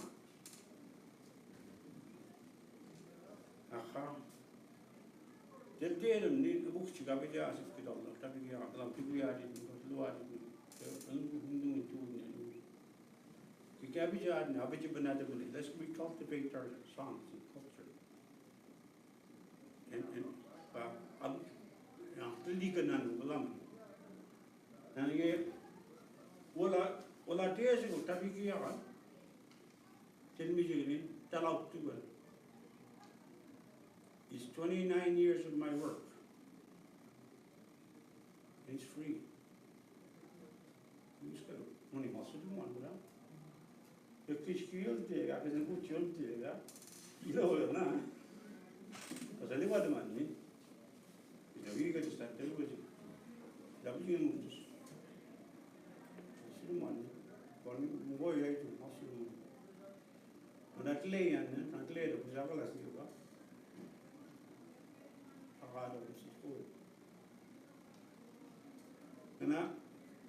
When you was in here, guys are doing a lot. You spend your guys are doing a lot. Then days of school that they go. Nova Scotia, I did 2 pounds to go to bed. Some talks of Tabigan.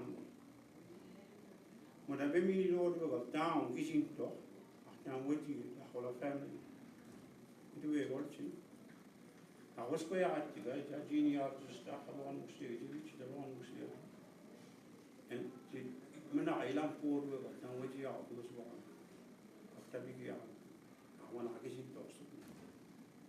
Can't you tell what you know? Within 4 years, 3 or 4 years, did a light satellite in the communities.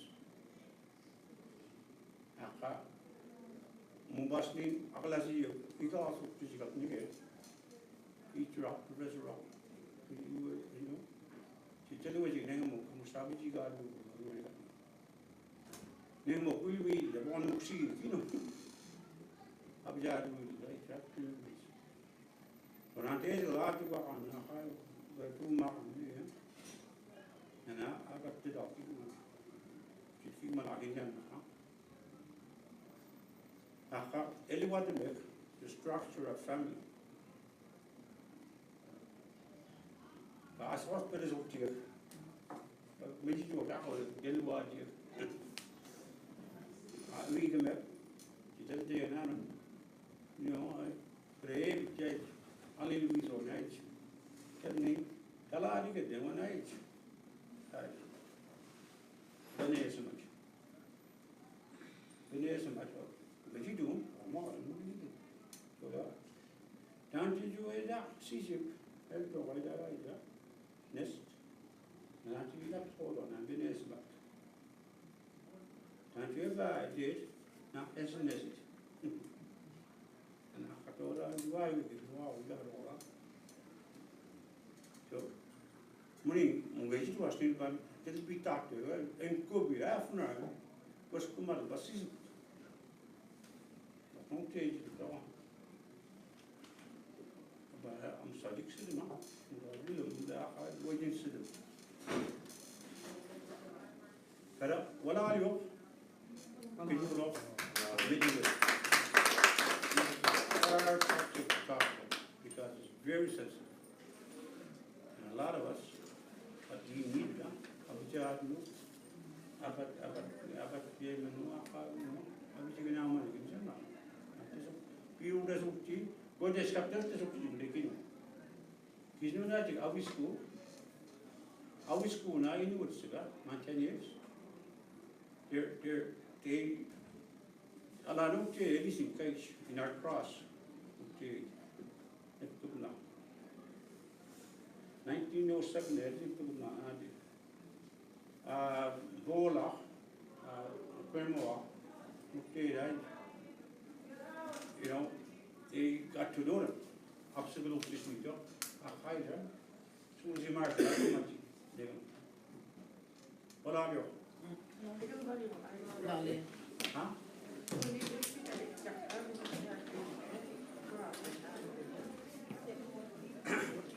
Ala na